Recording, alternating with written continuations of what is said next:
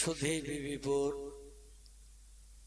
গ্রামবাসী আপামারও জনসকল,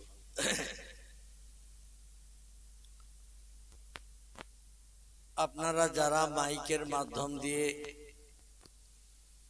বক্তাদের কণ্ঠের আওয়াজ পাচ্ছিলেন, আমি সকলের কাছে পরম নিবেদন, অন্ধকার কবরে কবরস্থ হয়ে আছেন, আমরা তাদের আত্মার কল্যাণের মাগফিরাত উপলক্ষ করে পবিত্র রজব মাসের এক ইজ্জতপূর্ণ রাত, বিশেষ করে জুমার রাত, এ রাতে আমরা একটু মাগফিরাত কামনা করব। তাই সকলের কাছে অনুরোধ রাখছি, মাইকের মাধ্যম দিয়ে যারা আওয়াজ শুনতে পাচ্ছেন, এখনো বিছান সজ্জায় শায়িত হন নাই বা গরম কম্বলের ভিতরে এখনো ঢোকেন নাই, খুব সংক্ষেপ সীমিত সময়, বিশেষ করে আবহাওয়াবিদদের দেয়া তথ্য, এবছর বৃষ্টিপাত বেশি হয়েছে, শীততাপের প্রকোপও বেশি পড়বে। আমরা তার বাস্তব নমুনা কিছুটা দেখতে পাচ্ছি। কথা বললে তিনজন চার জায়গায় তুলে দেবো, চুপ করে বসো, কথা বলে না। আর যদি ধৈর্য আমার কানে না আসে, এখন এখানে বলবে না, ওই মাথায় যাবে, বুঝতে পেরেছ? যদি কথা বলো তাহলে ওই মাথায় যেতে হবে, আর তুলতে হবে না, তুলতে হবে না, চুপ করে বসে। আমি যখন কিছু বলতে বলবো তখন বলবে, ঠিক আছে তো?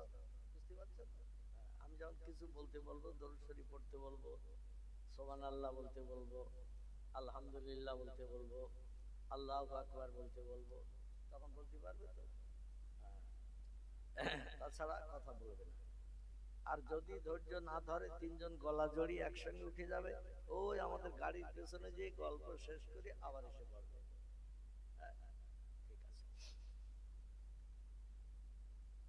তো আবহাওয়াবিদদের দেয়া তথ্য, এবছর বৃষ্টিপাত অন্য বছরের তুলনায় একটু বেশি হয়েছে, শীততাপও বেশি পড়বে।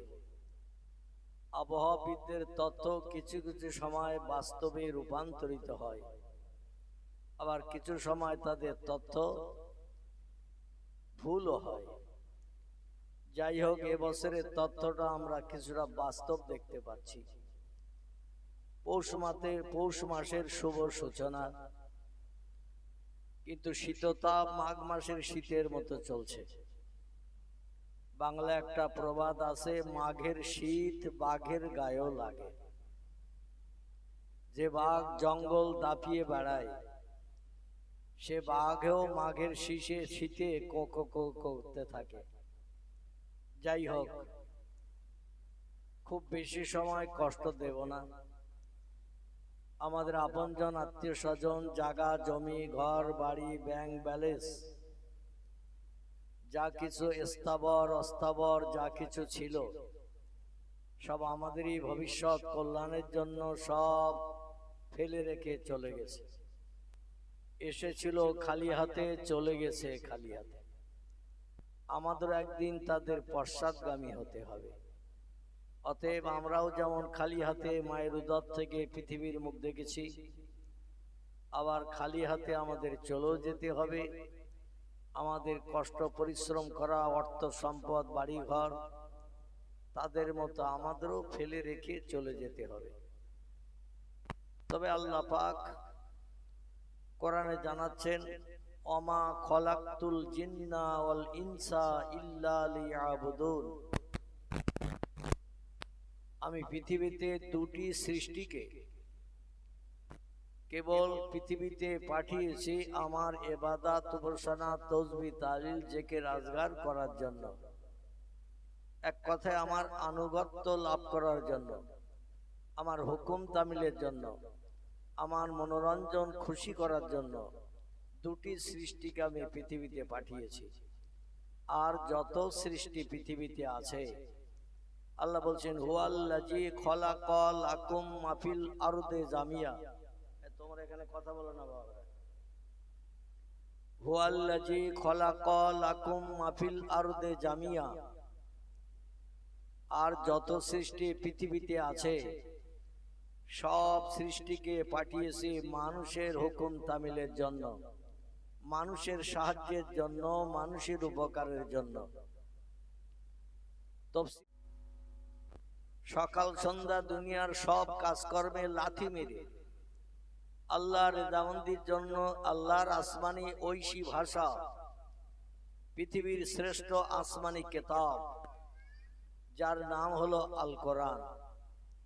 এই কোরআনের একটু তেলাওয়াত করতে হবে, কোরআনের জ্ঞান মগজে নিয়ে ওয়াহাল্লালা হালালাহু ওয়া হাররামা হারামাহু, আল্লাহ যে সমস্ত কাজগুলো আমাদের জন্য বৈধ ঘোষণা করেছেন সেগুলো আমাদের বাস্তবের সঙ্গে রূপদান করতে হবে।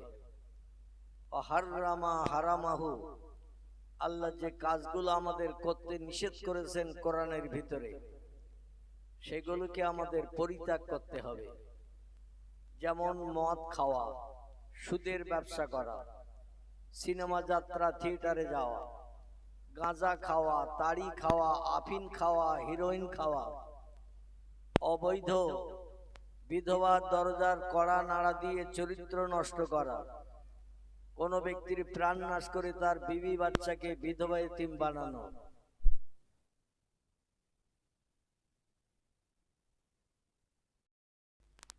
এই পৃথিবীর সৌন্দর্য শ্রীবৃদ্ধি করিয়েছি 18,000 সৃষ্টির মাধ্যম দিয়ে। এর ভিতরে দুটি সৃষ্টিকে আমি আল্লাহ পাক সেরা করেছি। একটি সৃষ্টির নাম হলো আরবি ভাষায় জিন, আর একটি সৃষ্টির নাম হলো ইনসান আরবি ভাষায়। জিন হলো দানব জাতি, যাদের বানানো হয়েছে আগুন দিয়ে, আর ইনসান হলো মানব জাতি, এদের বানানো হয়েছে কাদা মাটি দিয়ে। আল্লাহ পাক সূরা 3-এর ভিতরে বললেন এছাড়াও আরো কিছু সৃষ্টি আমি উত্তম করে বানিয়েছি, তাদের নাম হলো আরবি ভাষায় মালায়েকা, ফার্সি ভাষায় তাদের বলা হয় ফেরেশতা, বাংলা ভাষায় এদের বলা হয় দেবতা। মানে আল্লাহর হুকুম তামিল ছাড়া তারা আর কিছুই করে না। এদের ফার্সি ভাষায় বলা হয় ফেরেশতা, আরবি ভাষায় বলা হয় মালায়েকা। আরো আল্লাহর একটা সৃষ্টি বানিয়েছেন, তাদের বলা হয়েছে হুর গেলেমান। আল্লাহ পাক রূপ চেহারায় সৌন্দর্য মণ্ডিত করে বিশ্ব সেরা করে বরং পৃথিবীর সৃষ্টি যত সুন্দর আছে তার থেকে তাদের সুন্দর লক্ষ কোটি গুণে বেশি শ্রেয়, বেশি উত্তম। এদের নাম হলো হুর গেলেমান। কোরআনে সূরা রহমানে তাদের সম্পর্কে অনেক তথ্য কোট করা আছে। এরাও আল্লাহর হুকুম তামিল ছাড়া আর কোনো কিছু করে না। ফেরেশতাদের কাজ হলো মালাইকাতুন গিলাজুন শিদাদুন লা ইয়াসুনাল্লাহা মা আমারাহুম ওয়া ইয়াফআলুনা মা ইউমারুন। লম্বা একটি কোরআনের আয়াত। এর বাংলা অর্থ হলো আল্লাহ ফেরেশতাদের এমন সাসে এমন ধাসে বানিয়েছেন, মানুষ হলো কাদামাটির তৈরি, জিন হলো আগুনের তৈরি, ফেরেশতা কিসের তৈরি? আলহামদুলিল্লাহ, ফেরেশতা হলো নূরের তৈরি। আমাদের পয়গম্বর মুহাম্মদ রাসূলুল্লাহ কিসের তৈরি? আমাদের পয়গম্বর মুহাম্মদ রাসূলুল্লাহ হলেন নূরের তৈরি। যদি বলেন হোয়াট ইজ দ্য ডকুমেন্ট, তার বাস্তব প্রমাণ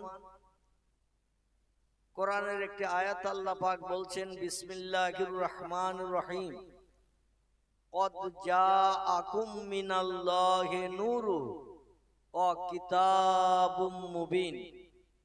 এই আয়াতের শাব্দিক অর্থ হলো এই, আল্লাহ বলছেন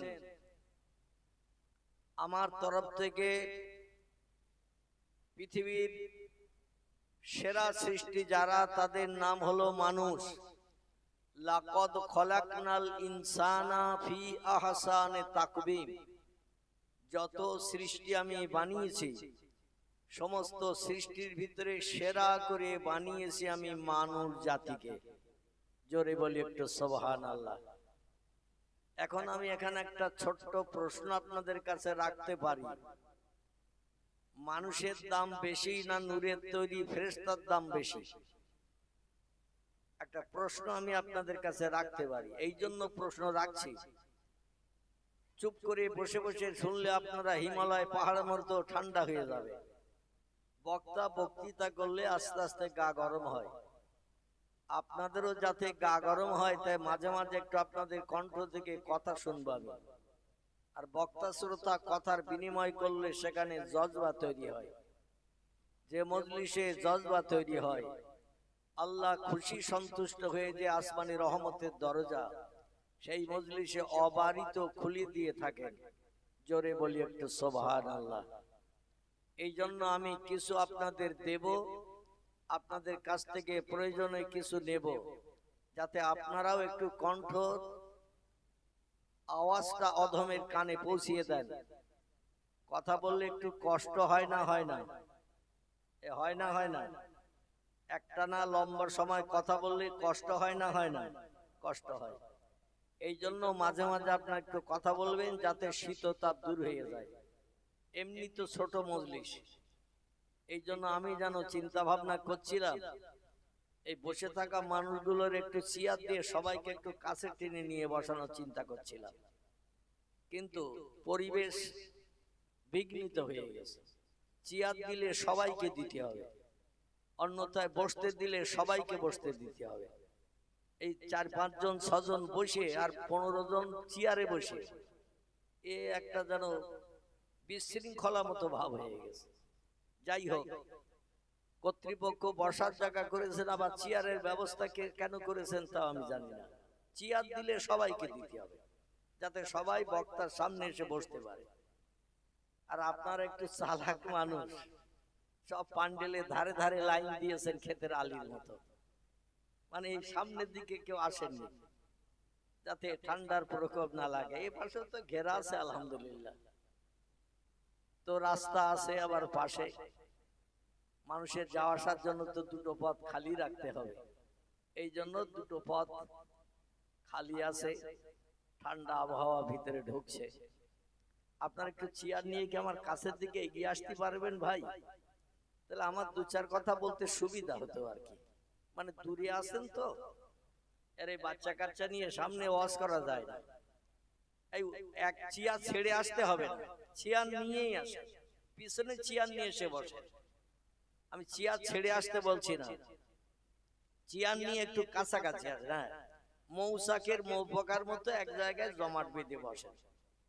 মৌসাকে মৌপকা যেমন জমাট বেঁধে থাকে ওই রকম একটু এক জায়গায় জমাট বেঁধে বসে, তাহলে 2-4 কথা আলোচনা সুবিধা হবে ইনশাল্লাহ। তো আমি বক্তৃতা শুরু করব। এত সময় একটু জমি চষে নেওয়ার জন্য 2-4 কথা বললাম, ট্রাক্টর স্বরূপ একটু ট্রাক্টর দিয়ে নিলাম। তা আপনারা দেখলাম আপনার আমার কথায়, অধমের কথায় একমত হয়ে একটু নড়াচড়া করেছেন, তাহলে 2-4 কথা বলতে আমি সুবিধা পাবো ইনশাল্লাহ। এজন্য আমি আর অন্যদিকে আলোচনা না রেখে আপনাদের ব্রেন মগজ ধোলাই করতে আর না যেয়ে সরাসরি আমি বক্তৃতার দিকে এগিয়ে যাই। যারা এখনো কম্বলের ভিতরে ঢোকেননি আমি অনুরোধ করছি তারা এই মজলিসের সৌন্দর্য শ্রীবৃদ্ধির জন্য এসে বসে যান। তবে যাদের কেউ মরেনি তাদের কম্বল ছাড়তে হবে না, যাদের কেউ মরেনি তাদের জন্য দোয়া করার দরকার তাদের নাই, তাদের কম্বল ছাড়তে হবে না। যাদের বাপ মা দাদা দাদি চাচা চাচি আপনজন আত্মীয় স্বজন নানা নানি খালা খালু রক্তের বাঁধনে বাঁধন নিয়ে যারা কবরে গেছে, ওরা কোনো জায়গা জমি নিয়ে গেছে, টাকা পয়সা যা ছিল গাটা দিয়ে বান্ডেল করে কবরে নিয়ে গেছে, জামা কাপড় যা ছিল সব নিয়ে গেছে, ঘরে 5 পাটি চাল থাকলে 3 পাটি নিয়ে গেছে, যে ভবিষ্যতে তোরা তো কেউ বাসতলায় যাবি না, আমি 3 পাটি চাল নিয়ে যাচ্ছি, নিয়ে গেছে। পুকুরের মাছ টাছ কি ধরে নিয়ে গেছে? কিছুই নিয়ে যায়নি, রেখে গেছে আমাদের জন্য। তারা সব আমাদের জন্য রেখে গেছে, আমরা উপভোগ করব বা করছি। তারা একটা জিনিসের দাবিদার, সেটা হলো দোয়ার কাঙাল। তারা কবরে তারা আমাদের মুখের দিকে হা করে তাকিয়ে আছে। আর দোয়াও মুখুল ইবাদাত, দোয়া হলো ইবাদতের নির্যাস। তারা একটু দোয়ার কাঙাল সেজে আছে। আর আল্লাহ কোরআনেও জানিয়েছে, তোমাদের পিতা মাতা দাদা দাদি নানা নানি আপনজন আত্মীয় স্বজন যারা সব রেখে খালি হাতে চলে গেছে, রব্বির হামহুমা কামা রব্বায়ানি সাগীরা, আমার কাছে দোকানে হাত উঠাও, উদউনি, তাদের জন্য আমার কাছে কিছু চাও, আস্তাজিব লাকুম। সন্তানদের দোয়া মৃত পিতামাতার জন্য আমি আল্লাহ বিদ্যুতের মতো কবুল করি। আবার পিতামাতার দোয়া সন্তানদের জন্য আমি আল্লাহ বিদ্যুতের মতো কবুল করি। এই জন্য যারা পৃথিবী ছেড়ে চলে গেছে, আমরা তাদের জন্য একটু দোয়া কামনা করব। পয়সা কড়ি খরচ করতে হবে না, এমনি এমনি হাত তুলে একটু দোয়া করব। রাজি আছেন সবাই? আলহামদুলিল্লাহ। বিশেষ করে এই মাসটি হলো পবিত্র রজব মাস। আল্লাহ পাক রব্বুল আলামিন পৃথিবীতে আমাদের কি জন্য পাঠিয়েছেন, কি দিলে তিনি খুশি হবেন, সেই সম্পর্কে এই মাসে আল্লাহ পাক আমাদের জন্য কিছু গাইড বুকের নিয়ম নীতি দিয়েছিলেন। আমি সেদিকে আপনাদের এগিয়ে নিয়ে চলে যাব ইনশাল্লাহ। তবে লম্বা আলোচনা করব না, শীত তাপের রাত, সেদিকে লক্ষ্য রেখে খুব সংক্ষেপ বক্তৃতা শেষ করব। আলহামদুলিল্লাহ, আলহামদুলিল্লাহিল্লাযী হাদানা লিহাযা ওয়া মা কুন্না লাউলা আন হাদানাল্লাহ ওয়া আশহাদু আল্লা ইলাহা ইল্লাল্লাহু ওয়াহদাহু লা শারীকা লাহু শাহাদাতান মান আমানা বিল্লাহি ওয়া কাফারা বিজিবতি ওয়াত তাগুত ওয়া আশহাদু আন্না সাইয়্যিদানা ওয়া নাবিয়ানা ওয়া হাবিবানা ওয়া শাফিয়ানা ওয়া সামাদানা ওয়া মাওলানা মুহাম্মাদান সাল্লাল্লাহু আলাইহি ওয়া সাল্লামা আবদুহু ওয়া রাসূলুহু নবিয়ুল মাকারিমিল আখলাকিল মাওসুফ অবিল কামালিল আওসাফিল মানউত ফাকাদ ক্বালাল্লাহু তাআলা ফি কালামিহিল মাজিদ ওয়া ফিল ফুরকানিহিল হামিদ আউযু বিল্লাহি মিনাশ শাইতানির রাজিম বিসমিল্লাহির রাহমানির রাহিম সুবহানাল্লাযী আসরা বি'আবদিহি লাইলাম মিনাল মাসজিদিল হারামি ইলাল মাসজিদিল আকসা আল্লাযী বারাকনা হাওলাহু আল্লাযী বারাকনা হাওলাহু মিন নূরিয়াহু ওয়া আয়াতিনা ইন্নাহু হুয়াস সামিউল বাসীর। একটু প্রাণ খুলে গলা ছেড়ে আওয়াজ তুলে বলুন আল্লাহু আকবার। আর একটু জোরে বলেন আল্লাহু আকবার। কোরআনের কথা সব মিথ্যা তো নাকি? কোরআনের কথা কি? তো সত্য কথার স্বীকৃতি দিতে আপত্তি থাকা তো উচিত নয়। এই জন্য কোরআন কার বাণী?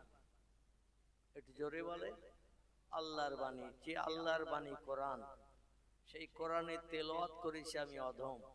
এই জন্য যে আল্লাহর বাণী কোরআন, আল্লাহর নামের আওয়াজ তুলতে আমাদের আপত্তি আছে কারো?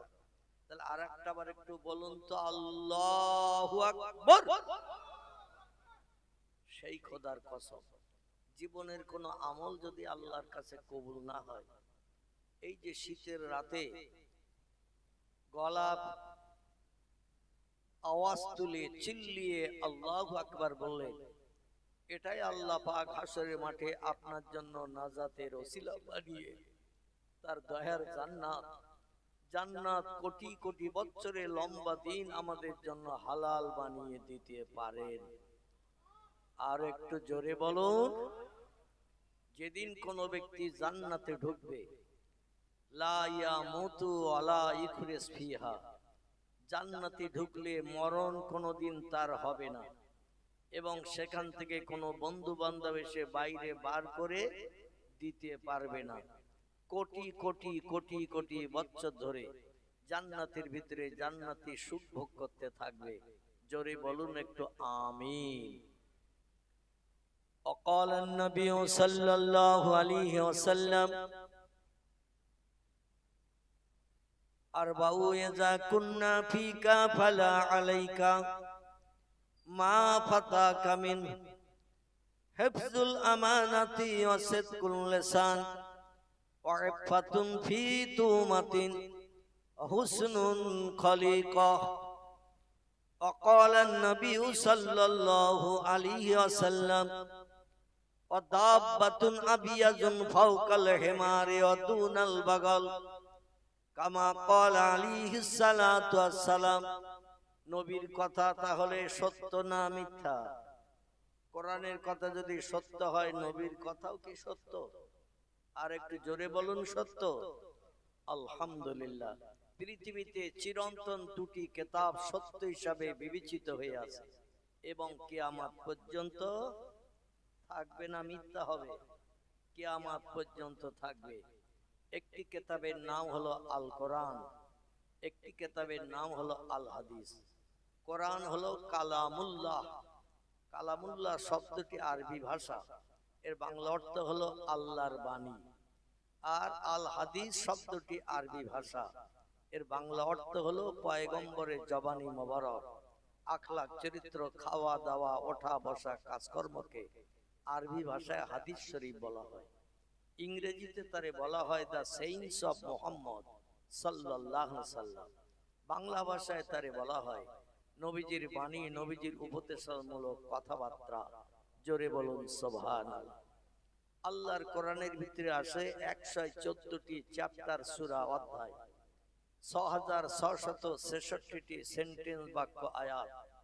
কোরআনের ভিতরে আছে 3,44,740টি হরফ, বর্ণমালা, অক্ষর। পয়গম্বরের জবানি মোবারক হাদিস শরীফের কিতাব আছে পৃথিবীতে কম বেশি অনেকগুলো। যেমন কিছু নবীজির বাণী হাদিসের কিতাবের নাম আপনাদের কাছে উল্লেখ করি, তাহলে বুঝতে আপনাদের সুবিধা হবে। পয়গম্বর মুহাম্মদ রাসূলুল্লাহ এখান থেকে 1450 বছর আগে মক্কা মুকাররমা ছেড়ে যখন মদিনায় গেলেন আল্লাহর হুকুম তামিল করে, এবং মক্কাবাসীদের অত্যাচার, উৎপীড়ন, নির্যাতন সহ্য করতে যখন আর পাচ্ছিলেন না, নবী শুধু বলতেন আল্লাহ আমার এই ধৈর্য ধরার তৌফিক দান করো। মক্কার মানুষ সত্য কথা বলার কারণে যে প্রহার, মারধর, গালিগালাজ, অত্যাচার, নির্যাতন, উৎপীড়ন আমারে করছে, পাথর মেরে মেরে রক্ত পুলুত করে সোনার বরণ দেহটা আমার লাল করে দিয়ে, দেহের জামা কাপড়গুলো রক্তে অ্যাটাচ করে পায়ে জুতো পর্যন্ত রক্তে আঠার মতো জড়িয়ে ফেলে দিয়েছে। আমি পাশ ফিরে পর্যন্ত ঘরের ভিতরে শুতে পারতাম না।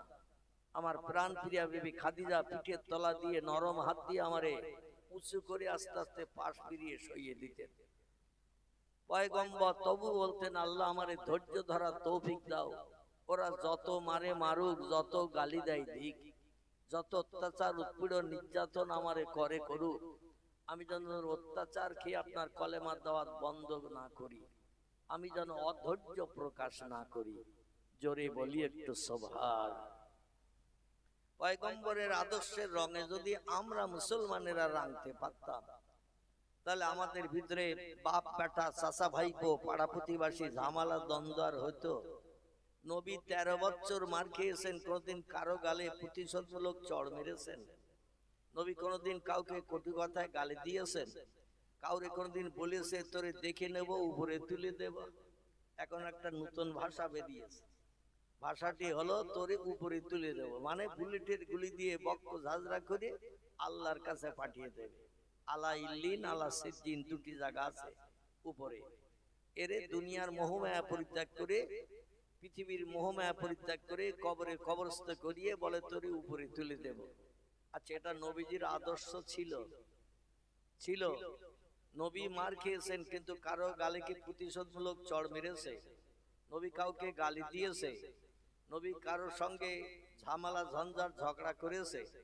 কোনোদিন করেননি। তিনি শুধু বলেছেন, আল্লাহ যত মারে মারুক, আমাকে একটু ধৈর্য ধরা তৌফিক দান করিও, আমি যেন অধৈর্য প্রকাশ না করি। বিশ্ব নবীর আদর্শে আল্লাহ এত খুশিতে বাগবাগ হয়ে গেলেন, আল্লাহ তাই পয়গম্বরের কয়েকটি স্পেশাল গুণবাচক নাম ধরে ধরে ডেকেছেন। একটি নাম দিয়েছেন ইয়াসিন, একটি নাম ধরে ডেকেছেন তাহা, একটি নাম ধরে ডেকেছেন মুজাম্মিল, একটি নাম ধরে ডেকেছেন রাহমাতাল লিল আলামিন। আর বিশ্ব নবীর গুণবাচক নাম হলো মুহাম্মাদুর রাসূলুল্লাহ। জোরে বলুন একটু সুবহানাল্লাহ। 13 বছর মক্কা নগরীতে ঘাত প্রতিঘাত খাওয়ার পরে আল্লাহ পাক বললেন, আমাকে আপনি আপনার দুঃখ জানার কাউকে পাচ্ছেন না। কারণ যে বছর আপনি আপনার মনের মানুষকে হারিয়ে ফেললেন মক্কা নগরীতে, তিনি হলেন খোয়াইলের দুহিতা কন্যা হযরতে খাদিজা। খুব সংক্ষেপ করে বলছি, যাতে ব্রেন মগজের তথ্যটা পরিষ্কার ঢুকে যায়। নবীজিকে আল্লাহ পাক অতদিন মাতৃভূমি ছাড়তে বলেননি যতদিন তার সান্ত্বনা দেওয়ার মতো দুজন মানুষ মক্কায় ছিলেন। কজন বললাম? দুইজন ব্যক্তি মক্কায় ছিলেন সান্ত্বনা দেওয়ার মতো। একজন হলেন আলী রাদিয়াল্লাহর বাবা, তার নাম কি বলেন তো? আলীর বাবা। এই লোকটির নাম হলো আবু তলেব। কি নাম বললাম? এই লোকটির নাম ছিল আবু তলেব। যদিও আবু তলেব কলেমা পড়েনি, মুসলমান হয়নি, কিন্তু নবীজির সঙ্গে ওতপ্রোত ভাবে এক অন্নভুক্ত হয়ে জড়িয়েছিলেন।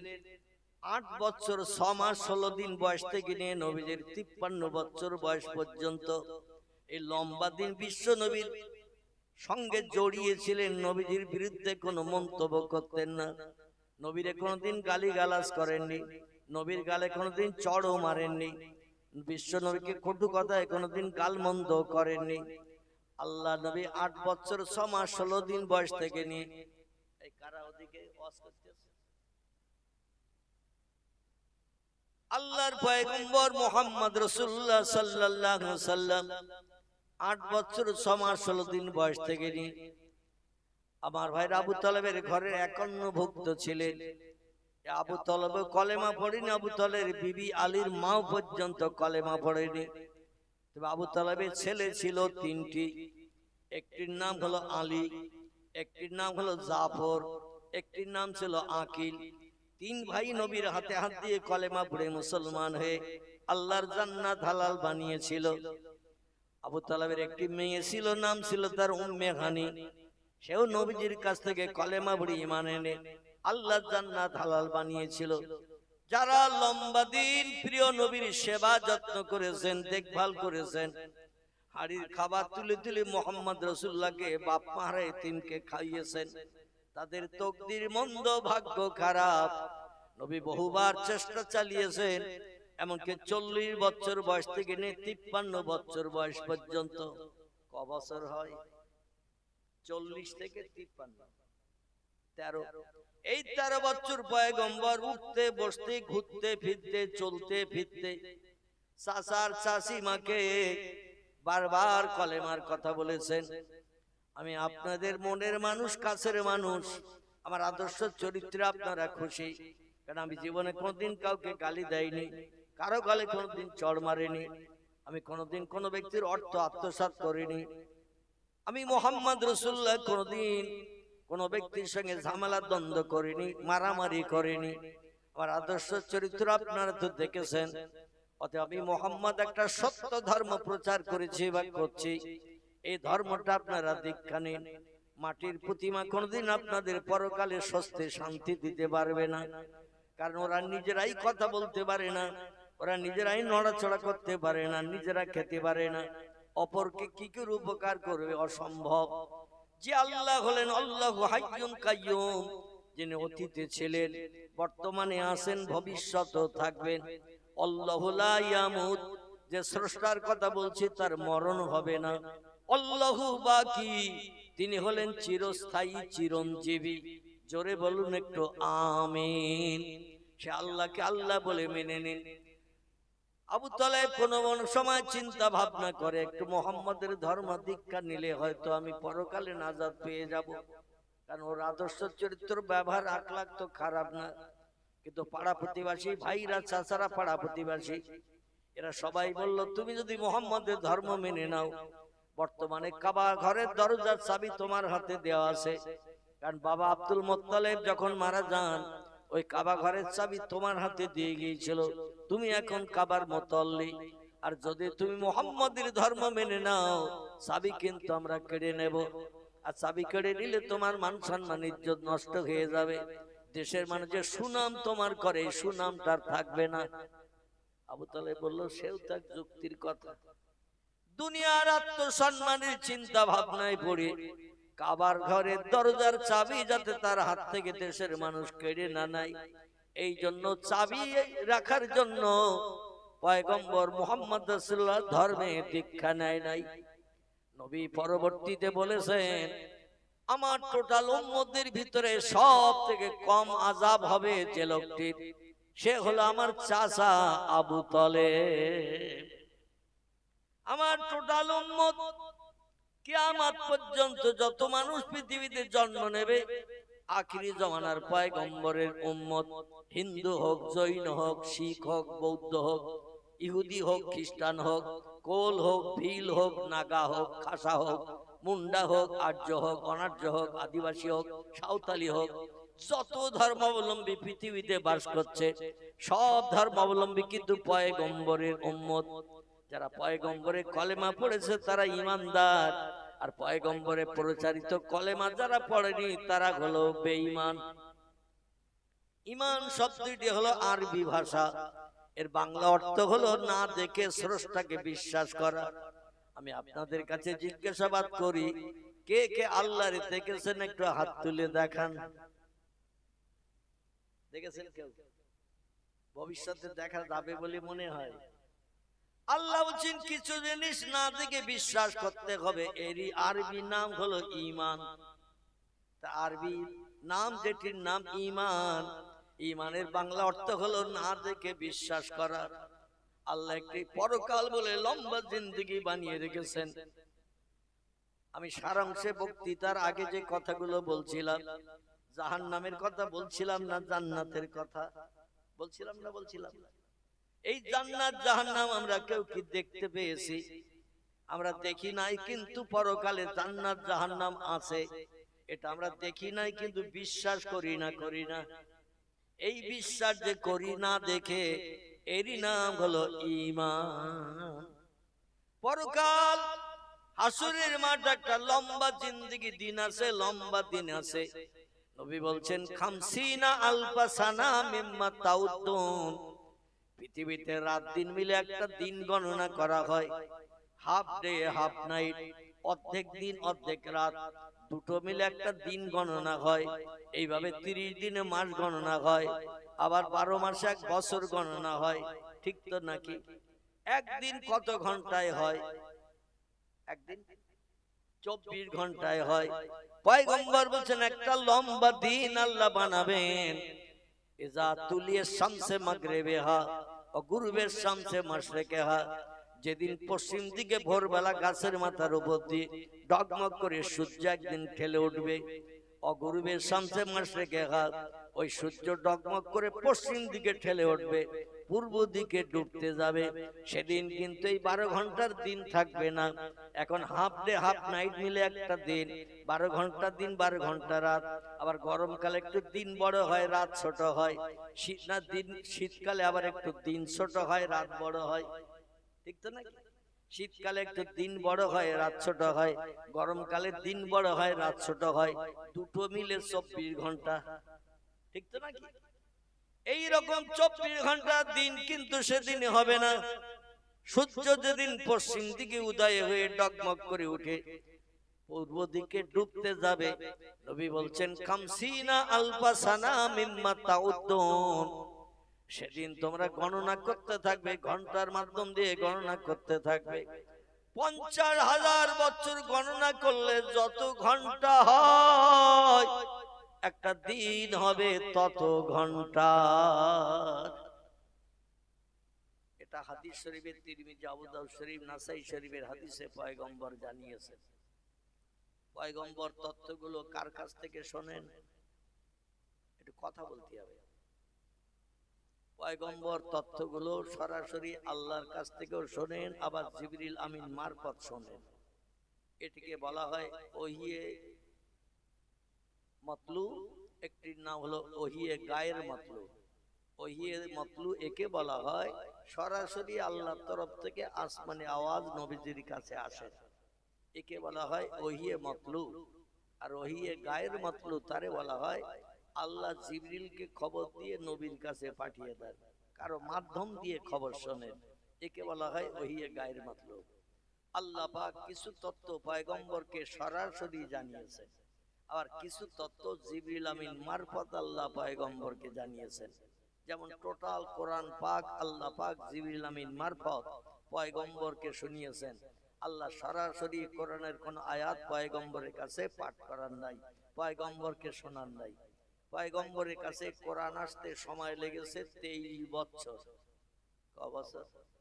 আমরা এখন যখন তখন আলমারির ভিতর থেকে, শামসের রুবত থেকে, মসজিদের থেকে, মাদ্রাসা থেকে যখন তখন কোরআন শরীফ এনে আলগা করলে সবগুলো দেখতে পাই না।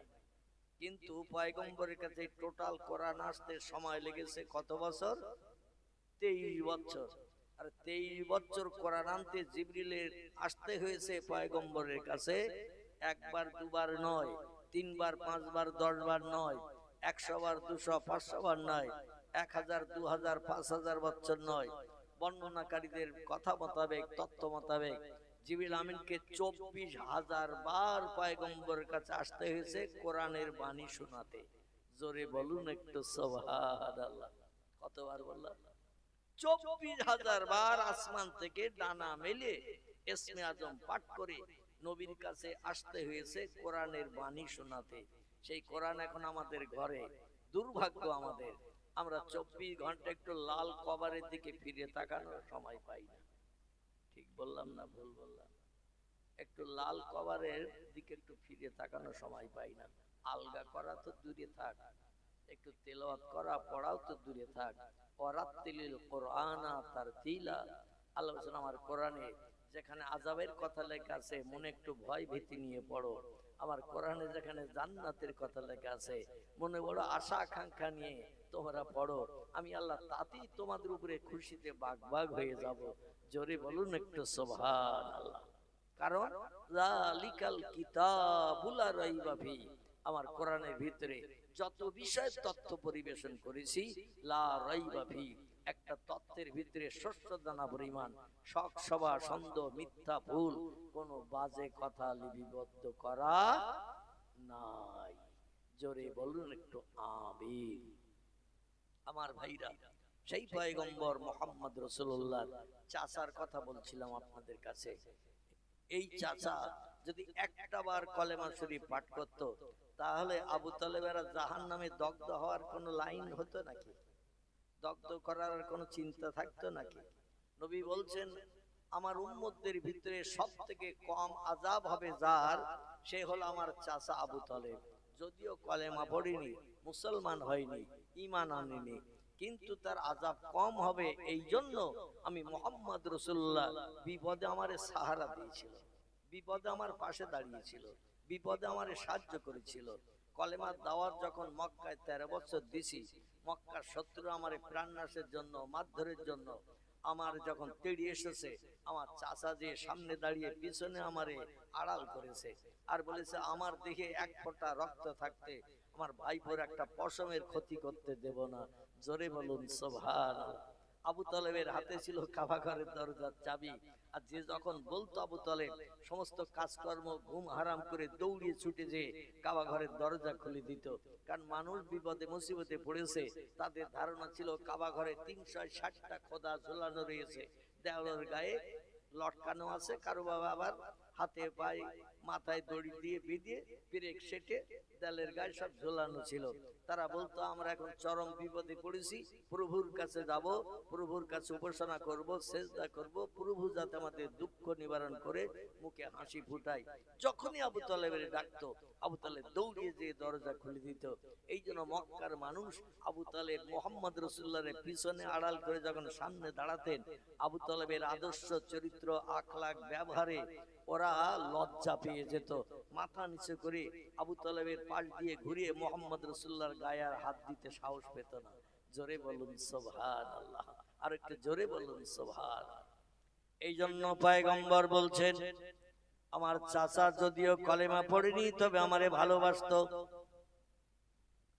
আল্লাহ বলছেন, ইন কুনতুম তুহিব্বুনাল্লাহ, আমার ভালোবাসা যদি তোমরা দিতে চাও, আমার ভালোবাসা যদি তোমরা পেতে চাও, ও দুনিয়ার মানুষ তোমরা শোনো, ও আমার হাবিব আপনি আপনার উম্মত মণ্ডলীদের জানিয়ে দিয়ে দিন, কুল আপনি বলে দিন, ফাত্তাবিউনি, আমার আদর্শের অনুসরণ অনুকরণ করো। আমি মুহাম্মদ রাসূলুল্লাহ আমার আদর্শের অনুকরণ করো। আল্লাহ বলছেন, আপনি এই কথাটা আপনার উম্মতদের জানিয়ে দিন। আপনার আদর্শের অনুসরণ অনুকরণ যদি করে, আপনার মনে প্রাণে যদি ভালোবাসে, মহব্বত করে, ওয়ায়াগফির লাকুম যুনুবাকুম ওয়া ইউহিব্বুকুমুল্লাহ, আল্লাহ বলছেন, আমি আল্লাহ আমার ভালোবাসার পাত্র তারা হয়ে যাবে।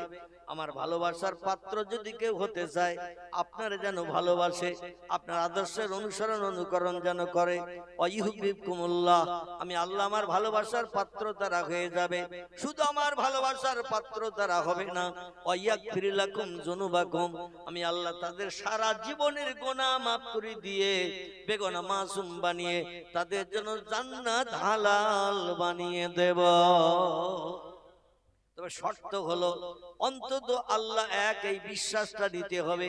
আর মুহাম্মদ রাসূলুল্লাহ শেষ যুগের পয়গম্বর, মহামানব, এটা কলেমার মাধ্যম দিয়ে স্বীকারোক্তি দিতে হবে। এই স্বীকারোক্তি যে লোককে দিল, সে লোককে হলো ঈমানদার, যে লোককে স্বীকারোক্তি দিল না, সে হলো বেঈমান, ঈমান হারা। এর আরবি ভাষায় বলা হয় কাফির। কি বলা হয়? এরে বলা হয় কাফের। যে কলেমা পড়লো সে হলো ঈমানদার, যে কলেমা পড়ে না সে হলো বেঈমান। বেঈমানের সংজ্ঞা হলো সে আল্লাহ বিশ্বাসী নয়, সে হলো কাফির। কাফির খোদাদ্রোহী, খোদার শত্রু। আর আল্লাহর শত্রু যারা হবে, আল্লাহ ইন্নাল্লাযীনা কাফারু ওয়া কাযযাবু বিআয়াতিনা উলাইকা আসহাবুন নারি হুম ফিহা খালিদুন।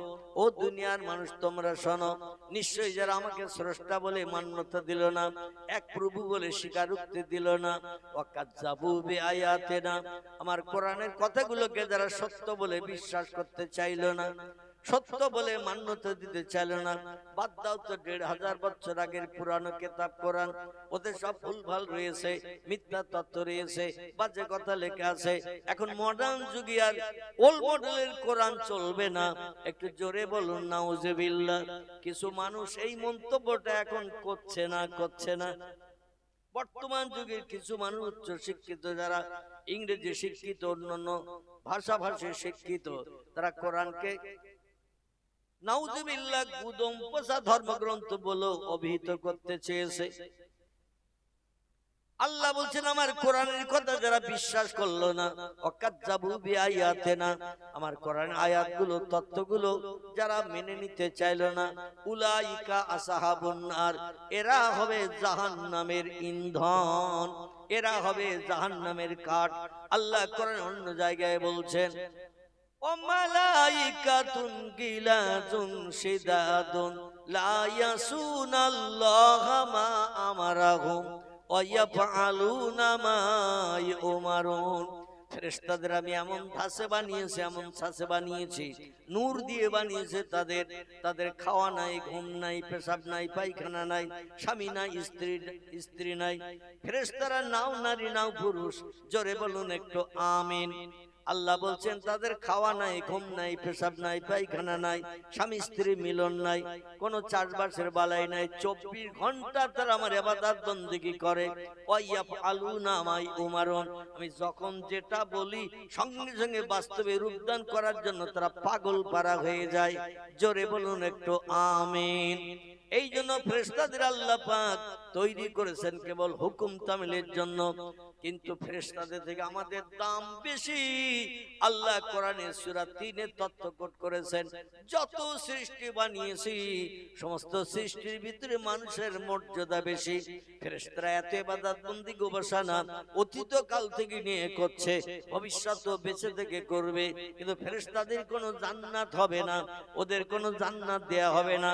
জাহান্নামের কথা তো বলারই কোনো প্রয়োজন করে না, কারণ আল্লাহর হুকুম ছাড়া কোনো কাজ তারা করে না। এজন্য তারা তো জাহান্নামে আদৌ হবে না, জাহান্নামের ধারে পাশেও যাবে না, কিন্তু জান্নাত তাদের হালাল হবে না। আর আমরা সৃষ্টির শ্রেষ্ঠ, আল্লাহ বলেন পরিশ্রমের প্রতিদান দেব, তার নাম হলো জান্নাত। জোরে বলুন একটু আমিন। নবী বলছেন শুধু আমার ভালোবাসা, আমার প্রেম, আমার মহব্বত আমার চাচা হৃদয় তৈরি করেছিল বলে বিপদে আমার পাশে দাঁড়িয়েছিল, আমারে সাহারা দিয়েছিল। শত্রুদের সামনে চাচা দাঁড়িয়ে আমার পিছনে আড়াল করেছিল বলে আল্লাহ চাচার আদর্শে, চাচার ব্যবহারে খুশি হয়ে গেছেন। কারণ আল্লাহ কোরআনে বলছেন ফাত্তাবিউনি, আমার নবীর ইত্তেবা অনুসরণ করো, নবীরে ভালোবাসো, তাহলে তোমাদের সারা জীবনের ভুল ত্রুটি অপরাধ ক্ষমা করে দেব, আর আমার ভালোবাসার পাত্র হয়ে যাবে। সাহাবীরা বললেন ইয়া রাসূলুল্লাহ, আপনার চাচার আযাব কম হবে জাহান্নামে, কারণ বেঈমান হওয়ার কারণে, ঈমান না থাকার কারণে, তো কিরকম আযাব হবে একটু বলুন তো শুনি। নবী বলছেন লোহার শিকলের, আগুনের শিকলের দড়ি তার পায়ে পরিয়ে দেয়া হবে, জাহান্নামের মাঠে বেঁধে রাখা হবে, যাতে আগুন থেকে বাইরে বেরোতে না পারে। গরু ছাগলের গলায় যেমন দড়ি পরিয়ে মাঠে বাঁধা হয়, যত সময় বেঁধে রাখবো খোঁটা বেরে তত সময় থাকে না। লাইলনের দড়ি, শক্ত কোনো দড়ি দিয়ে একটা গরু বা ছাগল মাঠে যদি লম্বা খোঁটা মেরে ইট দিয়ে পুঁতি পুঁতি মেরে রেখে আসে, 2 ঘন্টা 5 ঘন্টা পরে গেলে তারে পাবো না। দড়ি যদি ছিটতে না পারে পাবো তো নাকি? জাহান্নামের আগুনের ভিতরে আল্লাহ পাক সমস্ত অপরাধীকে লোহার শিকলের দড়ি পরিয়ে ফি উনুকিহিম তাদের গর্দানে লোহার শিকলের দড়ি পরিয়ে পুরা সালাসিল, আল্লাহ বলছেন লোহার শিকলের দড়ি পরিয়ে অপরাধী জাহান্নামীদের গরু ছাগলের মতো জাহান্নামের ভিতরে যে আমার ফেরেশতারা বেঁধে বেঁধে রেখে আসবে, শিকল ভর দৌড়দৌড়ি করবে, ঘোরাফেরা করবে বাঁচার জন্য, কিন্তু শিকল ছেড়ার ক্ষমতা হবে না, বাইরে যাওয়ার ক্ষমতা হবে না। যুগ যুগ কোটি কোটি বছর ধরে অহম ফিহা খালিদুন, যুগ যুগ কোটি কোটি বছর ধরে জাহান্নামের আগুনে তারা দগ্ধ হতে থাকবে। লা ইয়ামুতু ওয়া লা ইয়াসফিহা, কেউ যেন এই ধারণা করে কবরে এসো না, দুনিয়ার শ্মশানের চিতায় পোড়ালে আধা ঘন্টার ভিতরে পুড়ে ছাই হয়ে যায়, আর মরণ আযাবের কষ্ট কিছুই বুঝতে পারে না। ওই রকম ধারণা করে যেন কবরে আসিও না। আমার জাহান্নামের আগুনে দুনিয়ার আগুনের থেকে 69 গুণ কঠিন কড়া আগুন আমি আল্লাহ বানিয়েছি। 3000 বছর ধরে ধরে আগুন জ্বালিয়ে কড়া করেছি। কতদিন ধরে? 3000 বছর ধরে আল্লাহ বলছেন আমি অপরাধীদের শাস্তি দেব। আমার দুনিয়ায় বাস করবে, আমার নেয়ামত খাবে, আমার অনুদান বিবি বাচ্চা নিয়ে সংসার জীবনে সুখ ভোগ করবে, আমার জমিনে ঘর বেঁধে থাকবে। আর আমি আল্লাহ আমার হুকুমের মর্যাদা দেবে না, মর্যাদার আজানে কান দেবে না, রমজানে রোজা রাখবে না, সকাল সন্ধ্যা কোরআন তিলাওয়াত করবে না, রাস্তাঘাটে পথে চলবে আমার নামের তাসবিহ পড়বে না, সুবহানাল্লাহ আলহামদুলিল্লাহ লা ইলাহা ইল্লাল্লাহ তাসবিহ পড়বে না, খয়ের মাথায় হসরত খাবে, বাপের ডাকবে, বাম্পারে ধাক্কা খাবে, মাগো বলে আওয়াজ করবে। এদের জন্য ঠিকানা হলো জাহান্নাম। আমার নামের জপ জিকির যারা করবে আমি আল্লাহ তাদের জপ জিকিরের প্রতিদান দেব। এই জন্য জাহান্নাম বানিয়েছি। জাহান্নামের আগুন কড়া করে বানানোর জন্য আমি ফেরেশতাদের দিয়ে 1000 বছর আগুন জ্বালিয়েছি। 1000 বছর আগুন জ্বালানোর পরে আল্লাহ বলেন ফেরেশতারা আগুনের কালার রং কেমন হয়েছে বলো। ফেরেশতারা বলেন ইয়া রব্বি 1000 বছর আগুন জ্বালিয়ে কড়া করলাম, গাঢ় করলাম, আগুনের কালার পরিবর্তন হয়ে এখন আগুনের কালার হয়েছে শ্বেত বর্ণ সাদা। আল্লাহ বলেন অপরাধীদের শাস্তি দেওয়ার উপযুক্ত হয়নি, আবার 1000 বছর জ্বালাও। আগুন দিয়ে আগুন জ্বালানো হচ্ছে, আগুন আবার 1000 বছর ধরে জ্বালানো হলো। যেমন রড জ্বালিয়ে গুড় করা হয় ওই রকম জ্বালানো হলো আগুন। আবার 1000 বছর জ্বালানোর পরে আল্লাহ বললেন এ ফেরেশতারা এবার আগুনের ক্রিয়া কেমন হয়েছে বলো। ফেরেশতারা বলেন আল্লাহ আবার 1000 বছর জ্বালানোর পরে আগুনের কালার রং পরিবর্তন হয়ে লাল বর্ণ ধারণ করেছে। আল্লাহ বলেন অপরাধীদের উপযুক্ত শাস্তির কালার এখনো হয় নাই, আবার 1000 বছর জ্বালাও। ফেরেশতারা আবার আগুনকে জ্বালাচ্ছে কড়া করার জন্য, গাঢ় করার জন্য। আবার 1000 বছর জ্বালালেন। জ্বালানোর পরে আল্লাহ বললেন কতদিন হলো? বলে আল্লাহ 1000 বছর হয়ে গেছে। আলফাসানা এ রব্বুল আলামিন 1000 বছর ধরে আমরা জ্বালিয়েছি। আল্লাহ বলেন কালার রং কেমন হলো? ফেরেশতারা বলেন আল্লাহ আগুনের কালার 1000 বছর আবার জ্বালানোর কারণে কালার পরিবর্তন হয়ে গেছে, এখন রং হয়েছে ঘোর কৃষ্ণ বর্ণ কালো। 3000 বছর আগুন জ্বালিয়ে কড়া করা হয়েছে। দুনিয়ার এই আগুন হলো জাহান্নামের আগুনের থেকে 69 গুণ লোয়ার কোয়ালিটির, নরমাল, হালকা। জাহান্নামের আগুনের ক্রিয়ার থেকে দুনিয়ার আগুন হলো 69 গুণ লোয়ার কোয়ালিটির, হালকা, নরম। আর জাহান্নামের আগুন পৃথিবীর আগুনের থেকে 70 গুণ কড়া করা হয়েছে। অপরাধীদের উপযুক্ত শাস্তি দিয়ে আল্লাহ যাতে দুনিয়ায় বাস করার স্বাদটা মিটিয়ে দেয় পরকালে। আমার দুনিয়ায় বাস করেছো, আমার নেয়ামত খেয়েছো, আমার অনুদান বিবি বাচ্চা নিয়ে সংসার জীবনে সুখ ভোগ করেছো, আমার জমিনে ঘর বেঁধে বেঁধে থেকেছো, আর আমার মর্জিনার আজানে কান দাও নাই, মসজিদে শরীক হও নাই, তাসের আড্ডায় বসে বসে মেমের ঘাড়ে গোলাম চাপিয়েছো, ক্যারাম বোর্ডে অ্যাকশন চালিয়েছো, এই মাথার গুটি ও মাথায়, ও মাথার গুটি এ মাথায়, এইভাবে ঘন্টার পরে ঘন্টা সময় নষ্ট করেছো। বিভিন্ন ন্যাংটা রানীর ন্যাংটা পুরুষের ছায়া ছবির অনুষ্ঠান থেকে থেকে কলিজার গরম পানি করেছো। কত নামাজ তোমরা কাজা করেছো, আমার হুকুমের খেলাফ করেছো। আস্তার প্রতিদান প্রতিশোধটা তোমাদের নিতে হবে। আল্লাহ পাক কোরআনে বলছেন শোনো, দুনিয়ার আগুনে যে কোনো জিনিস দিলে পুড়ে যায়, পুড়ে গেলে আর কোনো আযাব শাস্তি কষ্ট বুঝতে পারে না। কিন্তু ওই ধারণা করে যেন কবরের শ্মশানে এসো না। পরকালে এমন একটা কঠিন আগুন আমি আল্লাহ বানিয়ে রেখেছি, লা ইয়ামুতু ওয়ালা ইয়াখরুজ ফিহা। মরণ পরকালে জাহান্নামীদের হবে না, জান্নাতীদের হবে না। মরণ সব সৃষ্টির হবে একবার। সেই মরণ হলো এই পৃথিবীর মরণ। কিসের মরণ? এই পৃথিবীর মরণ। সব সৃষ্টির মরণ হবে একবার। সেই মরণ পরকালের মরণ নয়, সে মরণটাই পৃথিবীর মরণ।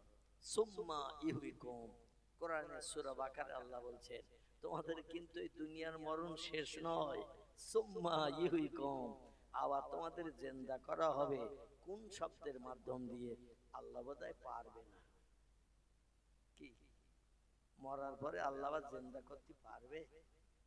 হ্যাঁ, ইন্নামা আমরুহু ইযা আরাদা শাইয়ান আইয়াকুলা লাহু কুন ফায়াকুন। জোরে বলুন একটু আল্লাহু আকবার। কোরআনের 22 পারার শেষে আল্লাহ একটি সূরা কোট করেছেন। সূরাটির নাম হলো সূরাতুল ইয়াসিন। এই সূরা ইয়াসিনের শেষ আয়াতের আগের আয়াত আল্লাহ বলছেন, আমি যখন কোনো বিষয় কোনো হুকুম করি, ইজা আরাদা শাইয়ান, কোনো কিছু তৈরি করার পরিকল্পনা ইচ্ছা প্রকাশ করি, আইয়াকুল লাহু, আমার জবান দিয়ে শুধু একটু বলি কুন হ ফায়াকুন, সঙ্গে সঙ্গে সেটা হয়ে যায়। আবার কোনো কিছু বানাতে তৈরি করতে 1 সেকেন্ডের জায়গায় 2 সেকেন্ড সময় কোনোদিন লাগেনি এবং ভবিষ্যতও লাগবে না। তোদের মতো আমি আল্লাহ দুর্বল হই না, তোদের মতো বয়স সন্ধিক্ষণে আমি আল্লাহ আমার শক্তি ক্ষমতায় হ্রাস হয় না। আমি অতীতে যেমন ছিলাম বর্তমানে তেমন আছি, ভবিষ্যতেও তেমন থাকবো থাকবো থাকবো, আমার কোনো পরিবর্তন নাই। জোরে বলুন একটু আমিন। আল্লাহ বলছেন জাহান্নামীদের জাহান্নামে নিক্ষেপ করা হবে। কুল্লামা নুদিজাত জুলুদুহুম বাদদালনাহুম জুলুদান গায়রাহা লিয়াযুকুল আযাব। একটু কোরআনের কথা শুনেন আমার ভাই। আল্লাহ বলছেন জাহান্নামীদের অপরাধের কারণে যখন মিজানের দাড়িপাল্লায় নেকি ওজন করা হবে, ওয়াকিমুল ওয়াজনা বিল কিসতে ওয়ালা তুকসিরুল মিজান। মিজানের দাড়িপাল্লাটা হলো সূক্ষ্ম দাড়িপাল্লা, সেখানে পাপ পুণ্য দুই দিকে চাপানো হবে। পাপের দিকে মণিকাটা ঝুঁকে গেলে লোকটি অপরাধী সাব্যস্ত হবে, সবের দিকে মণিকাটা ঝুঁকে গেলে লোকটা জান্নাতি সাব্যস্ত হবে। যদি কারো পাপের দিকে মণিকাটা ঝুঁকে যায়, শেখ সৈয়দ পাঠান বলে কারো বাড়তি ফ্যাসিলিটি দেয়া হবে না। এই পৃথিবীতে আবার কেউ কয়লার মতো কালো বলে তার জন্য বাড়তি বিপদে ফেলে, তাকে বাড়তি এমন করে বিপদে ফেলা হবে না। যে যেমন আমল নিয়ে আসবে, ওয়াকিমুল ওয়াজনা বিল কিসতি ওয়ালা তুকসিরুল মিজান, 100 দানা পরিমাণ ক্ষতিগ্রস্ত কাউকে করা হবে না। যে যেমনটা আমল নিয়ে আসবে আমলের প্রতিদান হাতে হাতে দেখিয়ে দেয়া হবে। যে হবে জাহান্নামী, আল্লাহর ফেরেশতারা তাদের গলায় লোহার শিকলের দড়ি পরিয়ে গরু ছাগলের মতো হল হল করে টানতে টানতে জাহান্নামের মাঠে বেঁধে রেখে আসবে, যাতে বাইরে বেরিয়ে আসতে না পারে, লোহার শিকলের দড়ি যাতে ছিটতে না পারে। আর আল্লাহ বলছেন কুল্লামা নুদিজাত জুলুদুহুম, যখন ওদের গায়ের চামড়াগুলো আমার জাহান্নামের কঠিন আগুনে পুড়িয়ে পুড়িয়ে দগ্ধ করা হবে, গায়ের গোশত চামড়াগুলো পুড়িয়ে পুড়িয়ে কয়লার মতো কালো হয়ে ঝরে ঝরে নিচে পড়তে থাকবে। বাদদালনাহুম জুলুদান গায়রাহা, আবার তাদের গায়ে নতুন নতুন গোশত চামড়া বানিয়ে দেয়া হবে।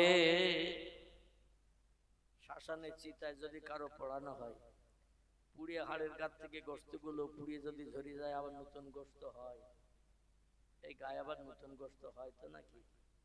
আর হয় না, কারণ পুড়িয়ে গেলে ছাই হয়ে যায়। আল্লাহ বলেছেন আমার জাহান্নামটা দুনিয়া শ্মশান মনে করিও না। বাদদালনাহুম জুলুদান গায়রাহা, তোমাদের গায়ে আবার নতুন নতুন গোশত চামড়া করে দেয়া হবে। জাহান্নামের আগুনে গোশত চামড়া চর্বি সব পড়বে। হাড়ের স্ট্রাকচার, এই বডি কঙ্কাল ফ্রেমটা কিন্তু আগুনে পড়বে না। একটা হাড়ের স্ট্রাকচার আছে না নাই?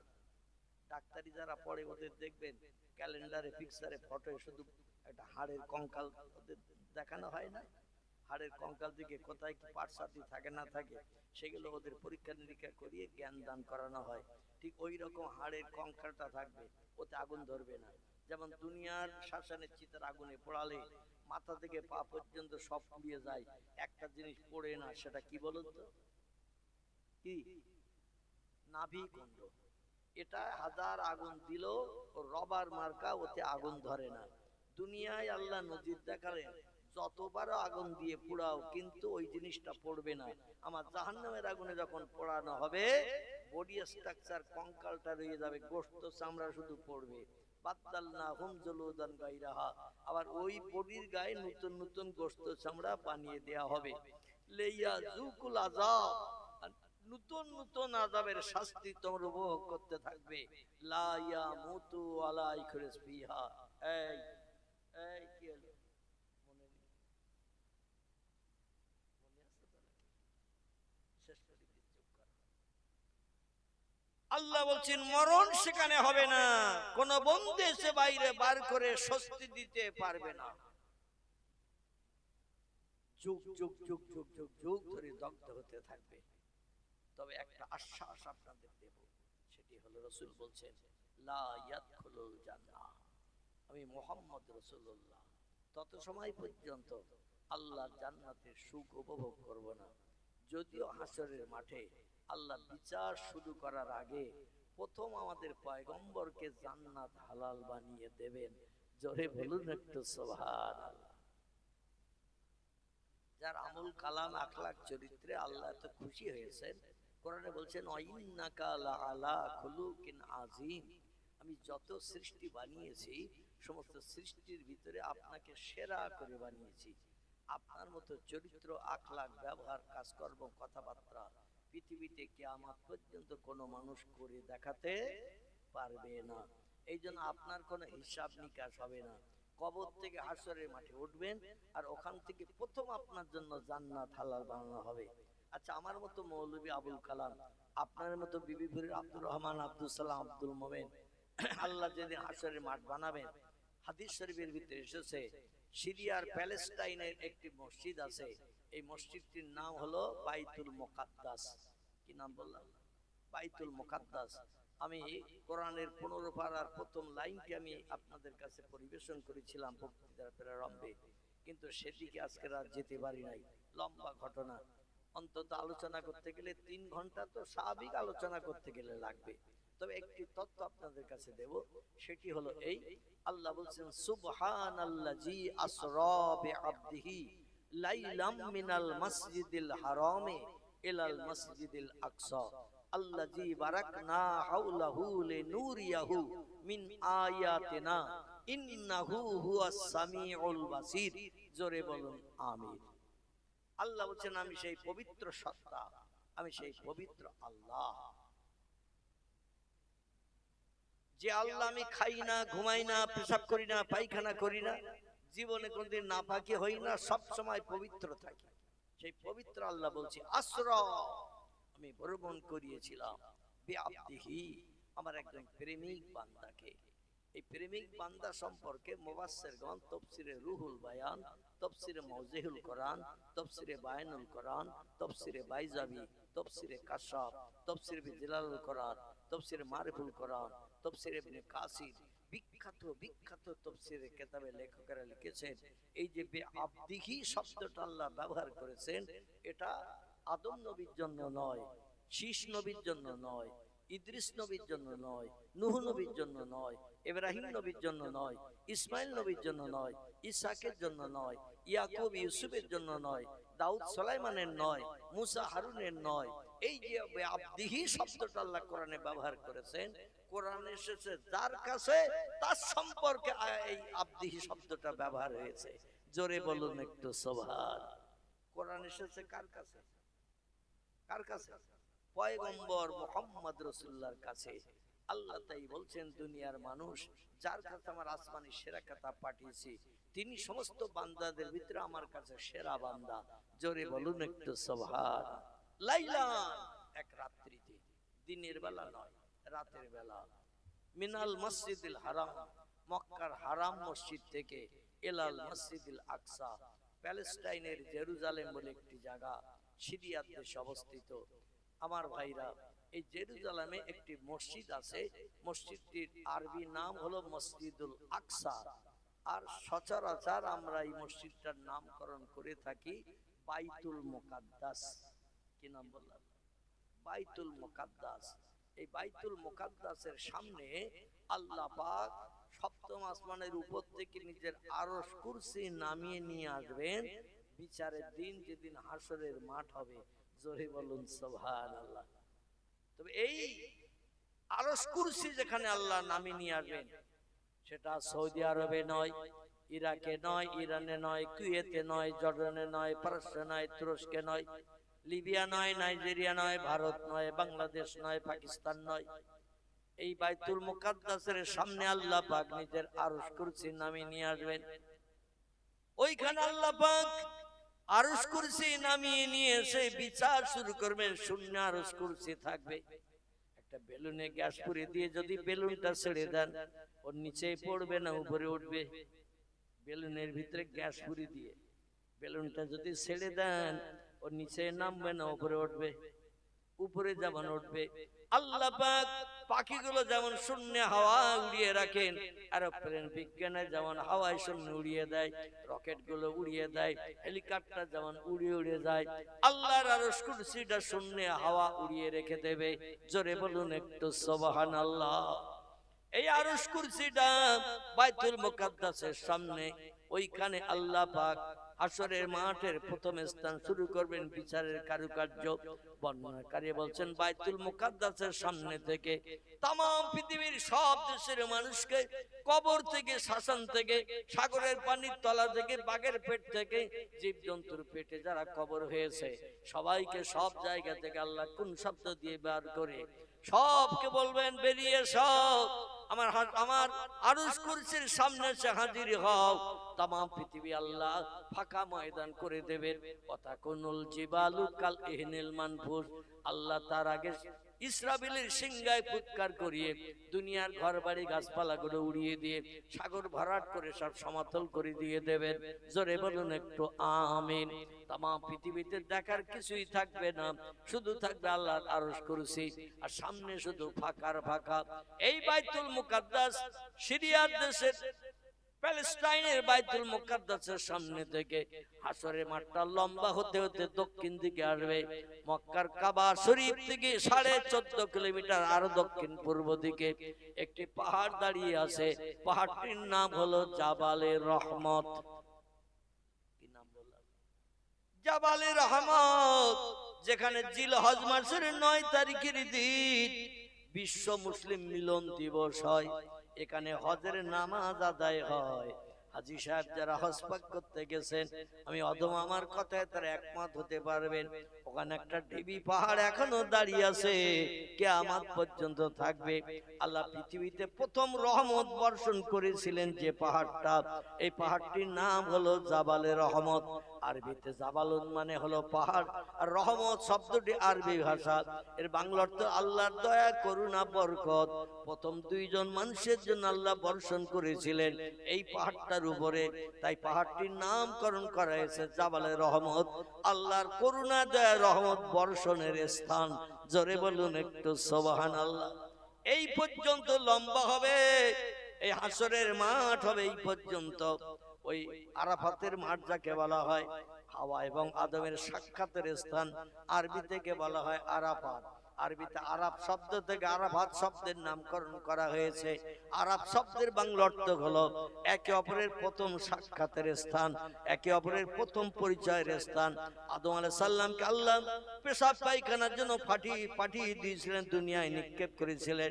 আমাদের ভারতের দক্ষিণের সাগরের মাঝে একটি দ্বীপ আছে, দ্বীপটির পূর্ব নাম ছিল সিংহল, বর্তমান নাম হলো শ্রীলঙ্কা, কুমার অনুতুঙ্গার দেশ। এই দেশে আল্লাহ পাক আদম সফিউল্লাহকে পাঠিয়েছিলেন হাওয়াকে পেশাব পায়খানা করার জন্য। সৌদি আরবের মক্কা মুকাররমা থেকে পশ্চিম দিকে কম বেশি 92 থেকে 95 কিলোমিটার রাস্তা। জেদ্দা বন্দর যারে বলা হয়, লোহিত সাগরের কিনারা, এইখানে মা হাওয়াকে নিক্ষেপ করেছিলেন। 2 জনের দূরত্ব ছিল সাগর পথে 4500 মাইল। কতটা বললাম? 4500 মাইল শুধু সাগর পথে সরাসরি। আর দেশ দিয়ে ঘুরিয়ে যেতে গেলে কত হাজার হবে সেটা আল্লাহ জানে, আমিও তথ্যটা দিতে পারবো না। পানি পথে সরাসরি দূরত্ব ছিল 4500 মাইল। মাঝখানে শুধু পানি আর পানি। হাওয়া খুঁজছেন স্বামীকে, স্বামী খুঁজছেন স্ত্রীকে। জান্নাতের ভিতরে কিছুদিন বসবাস করার কারণে 2 জনের ভিতরে একটা প্রেম, মহব্বত, ভালোবাসা গাঢ়তর তৈরি হয়েছিল। আমাদের দেশে যেমন বিবাহের মাধ্যম দিয়ে স্বামী স্ত্রীর ভিতরে একটা মহব্বত, প্রেম, ভালোবাসা গাঢ়তর হয়, একে অপরের জন্য প্রাণ দিতেও উদ্যত হয় না? হয় না? স্বামীর জন্য স্ত্রী প্রাণ দিতে চায়, স্ত্রীর জন্য স্বামীও জীবন দিতে চায়। মহব্বত, প্রেম, ভালোবাসার নমুনা স্বরূপ স্ত্রী খুঁজছে স্বামীকে, স্বামী খুঁজছে স্ত্রীকে। 3500 বছর ধরে খোঁজাখুঁজি চললো। আল্লাহ 2 জনকে একটু হায়াত বেশি করে দিয়েছিলেন। তাফসীর কারকগণ তাফসীরে লিখেছেন আদম নবী 950 মতান্তরে 1000 বছর দুনিয়া হায়াতে বেঁচে ছিল। কতদিন?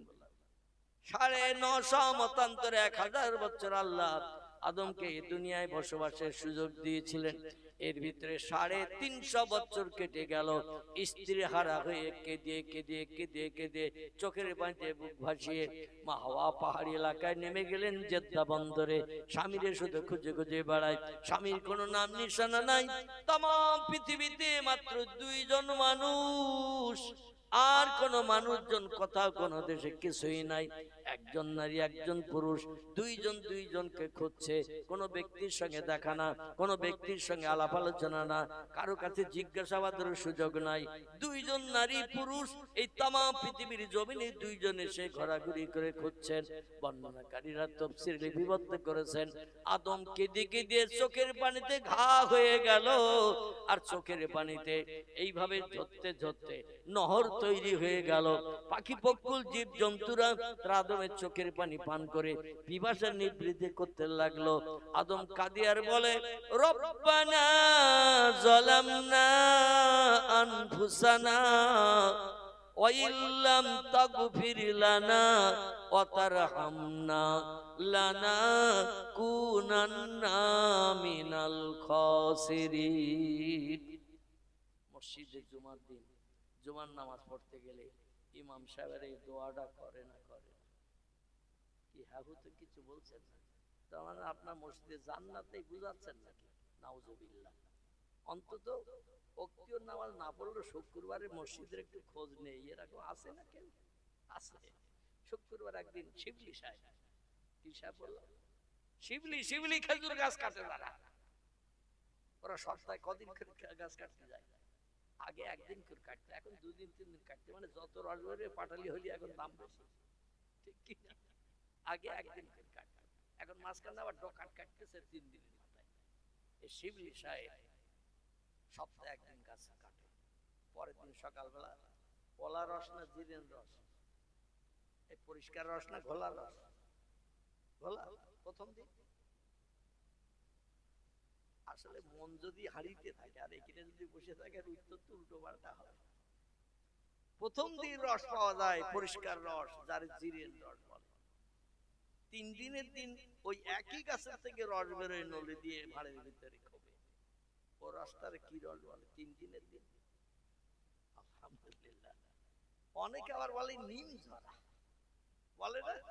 মানে ওমা যদি গুড় করেন তো পাটালির মতো এরকম আশ্বাস লাগবে না, তিতো লাগবে।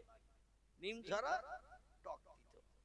সপ্তাহে একদিন যাব মসজিদে, জুমার নামাজ পড়ে আসবো, আর সারা সপ্তাহ মসজিদ মুখ হব না। মনে মনে ধারণা করবেন না প্রতিদিন জিরেন রস পাবো, এই ধারণা যেন করবেন না। আমার ভাইরা, যত মসজিদে যাওয়া বন্ধ করবেন তত নিম ঝরা ওই টক তিতো মাল পাওয়া যাবে। এই টক তিতোর নাম হলো আল্লাহর জাহান্নামের আগুনের দগ্ধ। জোরে বলুন একটু নাউজুবিল্লাহ। স্বামী স্ত্রী 2 জন কান্না শুরু করলে চোখের পানিতে বুক ভেসে যায়, পানি গড়িয়ে নহর হয়ে যায়। পশু পাখিরা পানি পান করে তাদের তৃষ্ণা নিবৃত্তি করে। কিন্তু রব্বানা যালামনা আনফুসানা এই দোয়া করছেন হযরতে আদম 350 বছর ধরে। আমরা মসজিদে যখন দোয়া করি, আমরা কাঁদি না, এমনি এমনি দোয়া করি। মুসল্লিরাও পিছনে ইমাম সাহেবের দোয়া যখন শোনে, মুসল্লিরা আল্লাহুম্মা আমিন আল্লাহুম্মা আমিন বলে না? বলে না? কি বলে না? বলে না? বলে। কিন্তু ইমাম এই দোয়া যখন করে কাঁদে না, এমনি এমনি করে।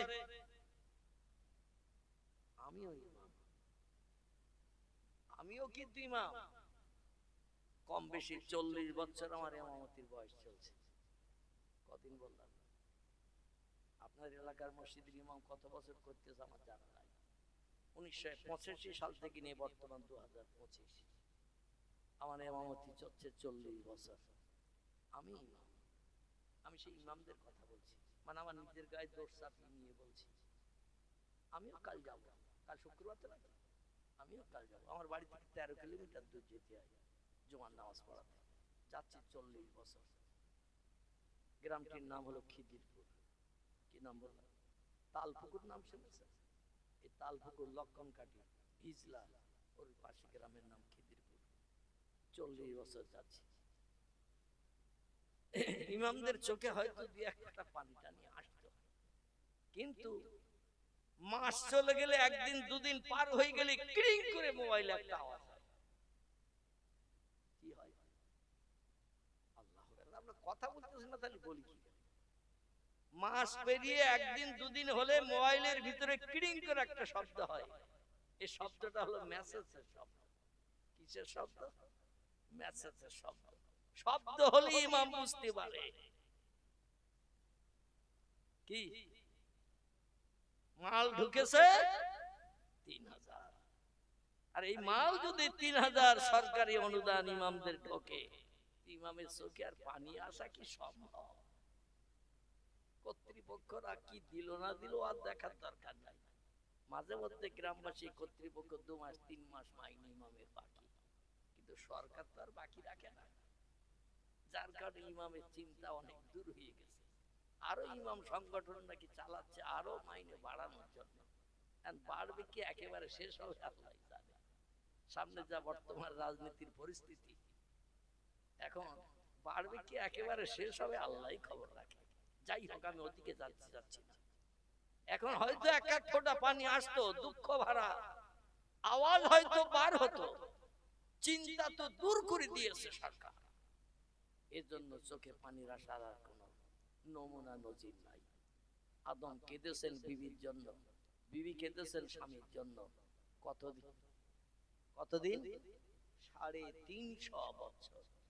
আমাদের পক্ষে কি এই ধৈর্য ধরে একজন আরেকজনের জন্য কাঁদা সম্ভব হবে? একটা ছোট্ট তথ্য দেই।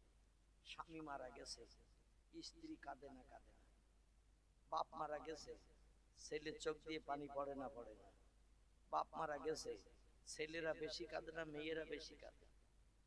মেয়েরা বেশি কাঁদে, কারণ মেয়ের অন্তরটা নরম। আল্লাহ মেয়ে নারীদের অন্তর নরম করেছে, ছেলেদের অন্তর কঠোর শক্ত করেছে। এই জন্য এরা খুব বেশি কাঁদে তাদের। আর মেয়েদের একটা গুড হ্যাবিট বলেন আর ব্যাড হ্যাবিট বলেন, ও সারা রাস্তা আসবে শ্বশুর বাড়ি থেকে বাপ মরে গেছে খবর শুনি, আর বাপের বাড়ির কাছাকাছি 1 রশি কি 2 রশি দূরের থেকে ও এমন আশার খেতে খেতে আসবে, বাপের বাড়ির লোক যে কজন ছিল তারা তার সঙ্গে কান্নায় শরিক না হয়ে পারবে না। ঠিক বললাম না ভুল বললাম? মানে বাপের বাড়ির একেবারে কাছাকাছি, 1 রশি 2 রশি দূর থেকে, আব্দুল করিম চাচার বাড়ির কাছ থেকে এমন করে আওয়াজ হঠাৎ তুলবে, আর বাড়ির মেয়েরা বলে ওই সেই মোমেন আবু আসতেছে, ওই সেই আমেন আবু আসতেছে, ওই সেই জোহর আবু আসতেছে। এইবার সব ঝাঁক বেঁধে বেরিয়ে যাবে, আর ওদের সামনে সে আছাড় খেয়ে পড়বে। ধর ধর মাথায় পানি টানি দিয়ে তুলি নিয়ে গেল। বাপকে কবরে দিয়ে আসার পরে 3 বোন এক জায়গায় বসে এমন হাসির গল্প চলতেছে, মনে হচ্ছে বাপ মরে গেছে 27 বছর 6 মাস 11 দিন আগে। অবশ্য বলা 27 বছর 11 মাস 6 দিন আগে বাপ মরে গেছে।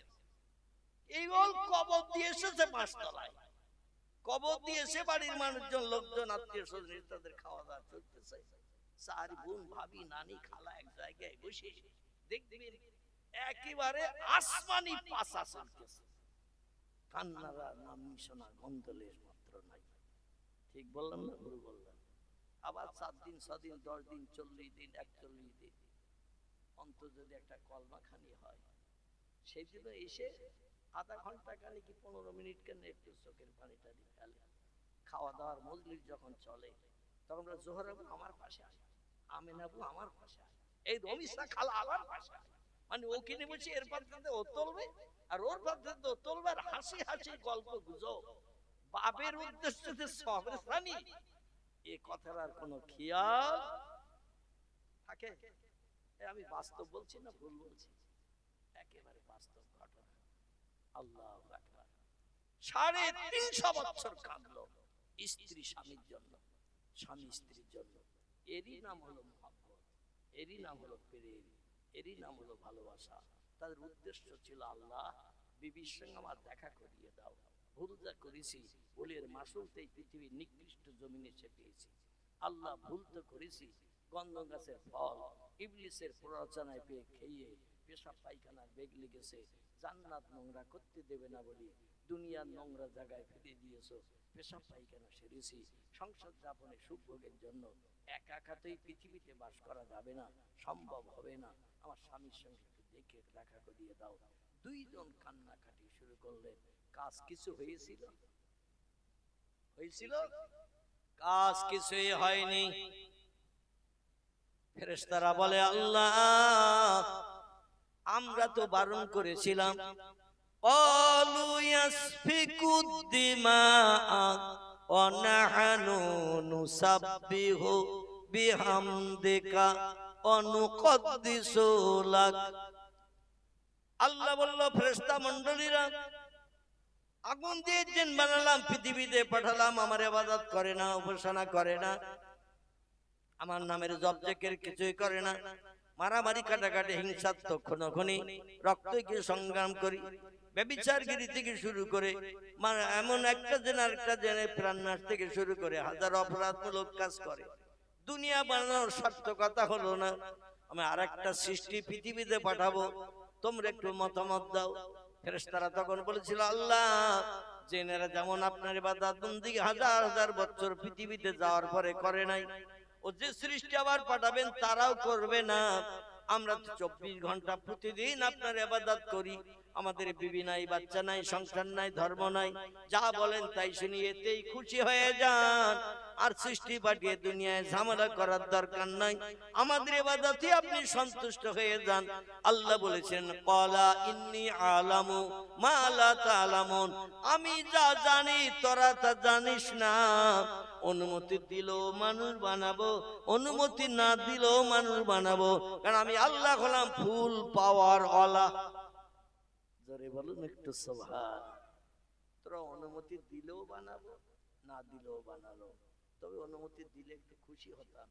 তোরা জিনেদের দিকে তাকিয়ে মানুষ আমার ইবাদত করবে না, এই জন্য তোরা বলছিস আর মানুষ বানিয়ে দরকার নাই, মারামারি কাটাকাটি করবে, রক্তকে সংগ্রাম করবে, একে অপরের প্রাণ নাশ করবে, আল্লাহ পৃথিবীতে অশান্তি বাঁধাবে, ঝামেলার দরকার নাই, আমাদের ইবাদতে খুশি হয়ে যান।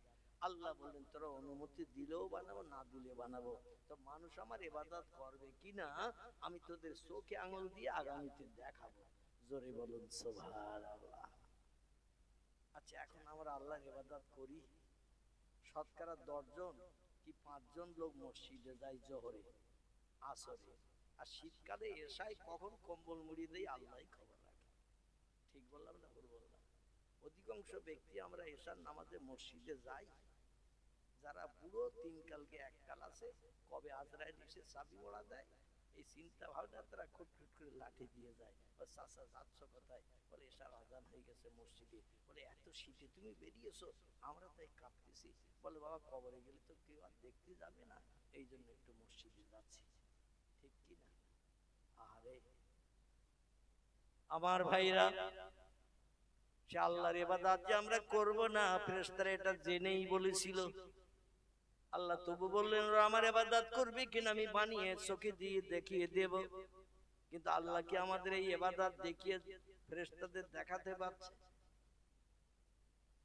আমাদের ইবাদত দেখি আল্লাহ ফেরেশতাদের দেখিয়ে লজ্জা দিতে পারেননি, তবে একটা জায়গায় ফেরেশতাদের আল্লাহ লজ্জা দেন। জোরে বলুন একটু সুবহানাল্লাহ। সেটি হলো রমজান মাস। কি মাস?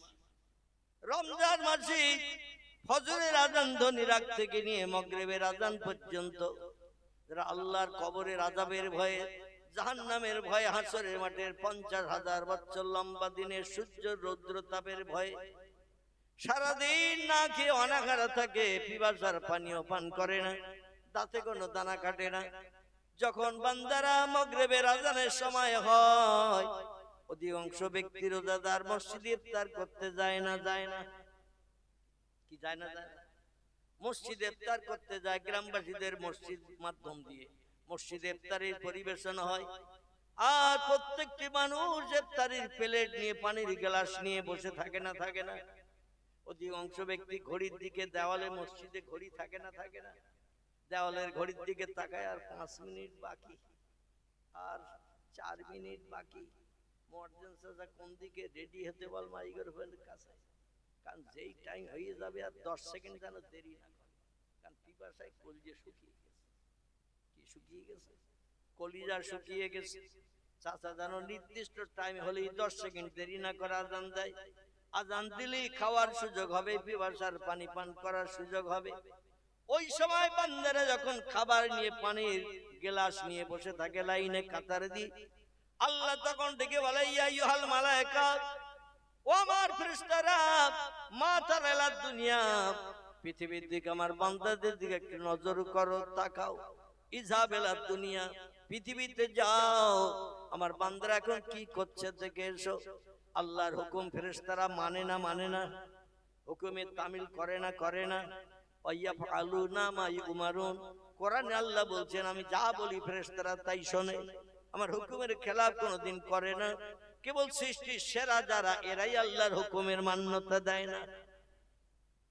ফেরেশতারা এসে দেখে রোজাদার কাতারে লাইনে বসে আছে, পানির গেলার সামনে ইফতারের প্লেট, শসা, ছোলা, শাকালু, তরমুজ, বিভিন্ন জিনিসের ভ্যারাইটি ইফতারের প্লেটে থাকে না। একবার ইফতারের প্লেটের দিকে তাকায়, একবার পানির গ্লাসের দিকে তাকায়, আর একবার দেওয়ালের গায়ে কিসে তাকায়, ঘড়ির দিকে তাকায়। বলে আর 3 মিনিট বাকি, মর্জিন চাচা কোন দিকে আছে, মাইক্রোফোনের কাছে কি দেখি। আর আল্লাহ ডেকে বলে ফেরেশতারা আমার কি দেখছো পৃথিবীতে যে? বলে আল্লাহ ইফতারি নিয়ে পানি নিয়ে বসে আছে, আর সামনে ঘড়ির দিকে তাকাচ্ছে। বলে ওদের সামনে পিপাসার পানি আছে না নাই? বলে আছে। বলে খাবারের জিনিস প্লেটে আছে না নাই? বলে আছে। বলে সারাদিন অনাহারা ওরা ইচ্ছা করলে পানির গ্লাস তুলে খেতে পারে কিনা? ফেরেশতারা বলে না আমি আর রব্বি পারে। আল্লাহ বলছেন ওর ওই প্লেট থেকে শাকালু, শসা, ছোলা, তরমুজ ওগুলো তুলে খেতে পারে কিনা? বলে আল্লাহ পারে। বলে খাচ্ছে না কেন? বলে ঘড়ির দিকে তাকাচ্ছে, আপনি যে টাইম নির্দিষ্ট করেছেন টাইম হয়নি তাই। জোরে বলুন সুবহানাল্লাহ। বলে ওদের কেউ কি ধরে রেখেছে, হাত বেঁধে রেখেছে নাকি? বলে না। বলে ওদের হাত ছাড়া? বলে ছাড়া। বলে চোখ কি অন্ধ? বলে না। বলে দেখতে পাচ্ছি কিনা? বলে পাচ্ছে। বলে ওরা জীবনের সঙ্গে সংগ্রাম করে আমার হুকুমকে বাস্তবে রূপদান করার জন্য 2 মিনিট আগে কেউ খায়? বলে আল্লাহ তা খায় না। সেই জন্য ওরা বসে আছে। আল্লাহ বলছেন তোমরা বলেছিলে না মানুষ তৈরি করার আগে ওরা আমার ইবাদত করবে না, আমার উপাসনা করবে না, আমার হুকুমে তামিল করবে না। এখন দেখো ফেরেশতারা, আমার কাদামাটির মানুষ আদম বংশধর, আমি আল্লাহ আমারে নেয় না। ফেরেশতারা ডেকে বলে ইয়া রব্বি, ও আমাদের পূর্ব আল্লাহ, এই দৃশ্য আমাদের দেখে লজ্জা দেবেন না, আমরা ওটা অজান্তে ভুল বলেছিলাম, আমাদের তথ্যটাই ভুল। জোরে বলুন একটু সুবহানাল্লাহ। আল্লাহ বলবেন সাক্ষ্য থেকে যাও, তোমরা সাক্ষ্য থেকে যাও। এই যারা সারাদিন না খেয়ে অনাহারা রয়েছে, আমার হুকুম তামিলের জন্য পিপাসার পানি পান করে না, প্লেটের খাবার খায় না, আমি আল্লাহ ওদের জান্নাতে না দেয়া পর্যন্ত স্বস্তি পাবো না। যদি কোনো ভুল হয়ে যায় রোজাদারের জান্নাতে ঢোকাতে, তোমরা আমার ওই রোজাদারদের ফটোগুলো সব দেখে রাখো, আমার কাছে তথ্য তুলে ধরিও, আমি আল্লাহ ওদের জান্নাত ছাড়া কোনো জায়গা পছন্দ করি না। জোরে বলুন সুবহানাল্লাহ।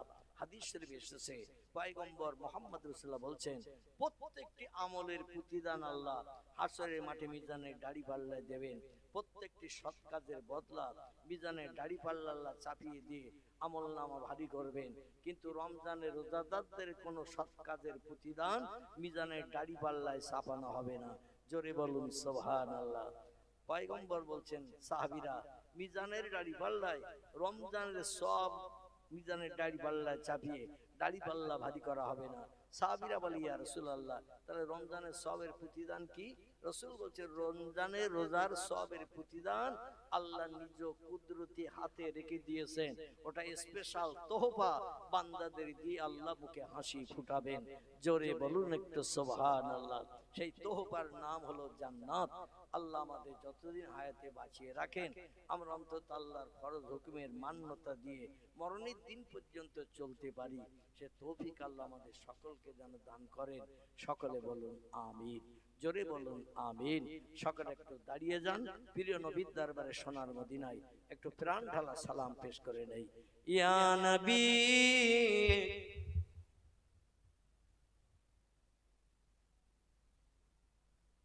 ইয়া রাসূল সালাম,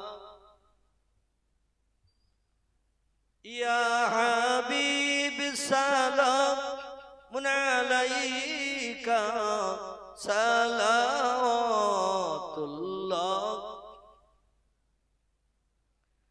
আব্দুল্লাহ হাবিবের পিতা, মামিনা যে রাসূলের মাতা। আবু জাহেল শুনল না যার কথা, সালাম লও পড়ি হে ইয়া নবী সালাম, ইয়া রাসূল সালাম আলাইকা, ইয়া হাবিব সালাম সালাওয়াতুল্লাহ।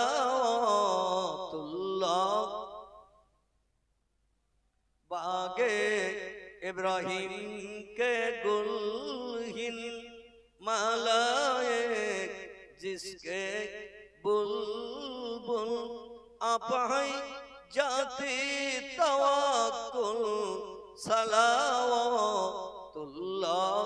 अलैका या नबी सलाम अलैका या रसूल सलाम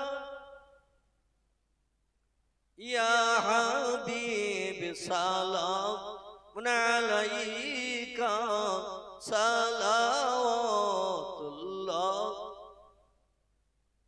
रसूल अल्लाह चलतेन जे पथे काटा बिसातो उम्मे जामिल সে পথে ফুটতো না ওই পথের কাঁটা, জিবরাইল ডানা বিছাতেন সে ইয়া নবী সালাম আলাইকা, ইয়া রাসূল সালাম, ইয়া হাবিব সালাম সালাওয়াতুল্লাহ আলাইকা। সকলে বসে পড়ে। ইয়া রাব্বি সাল্লাম দামান আবাদা আলা নবিকা খারি খালকি কুল্লি, বেজায় রব মেরে দরুদ সালাম বরগুজিদা নবী पर अपने मुदाम बलगल उला बिकमालिही कशफत दुजा बिजमालिही हसनत जमियो खिसालिही सल्लु अलैहि वालिही। আরবের বুকে মক্কার পরে, আরবের বুকে মক্কার পরে মামিনার যেথায় ঘর, খোদার করুণা কৌসার হয়ে ঝরছে বারংবার। বালাগাল আলা বিকামালিহি কাশাফাত দুজা বিজামালিহি হাসনাতু জামিউ খিসালিহি সাল্লু আলাইহি ওয়া আলিহি। আলহামদুলিল্লাহ, আপনারা বসে আছেন শীতের রাতকে উপেক্ষা করে। আমি অধম গাড়ি চালাতে চালাতে কোরআন হাদিসের কথা বলতে বলতে 2 ঘন্টার কাছাকাছি হয়ে গেল। 10 মিনিট বাকি, দোয়া করতে করতে হয়ে যাবে ইনশাআল্লাহ। আমরা আমাদের সকলের আপনজনের মাগফিরাত উপলক্ষ করি আল্লাহর পাক কালাম কোরআন মজিদের প্রথম সূরা, যেটি সূরাতুল ফাতিহা উম্মুল কিতাব বলা হয়েছে। এই সূরা ফাতিহা আলহামদুলিল্লাহ শরীফ সকলে বিসমিল্লাহ সহ একবার, সূরা ইখলাস কুল হুয়াল্লাহ শরীফ 3 বার, কয়েকবার একটু দরুদ শরীফ পড়ে নেন, তারপর আমরা দোয়ায় শরীক হব ইনশাআল্লাহ। তাবারুককে বসিয়ে খেতে দেওয়া না থাকে,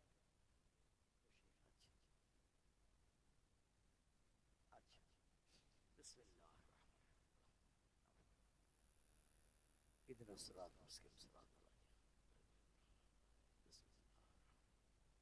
قل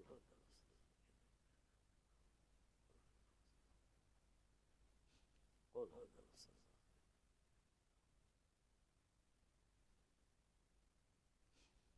اللهم صل على سيدنا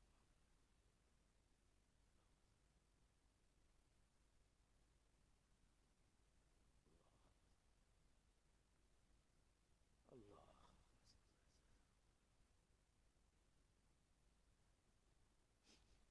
যে যা পড়েছেন সকলে অধমের উপরে হাওলা করে দিন।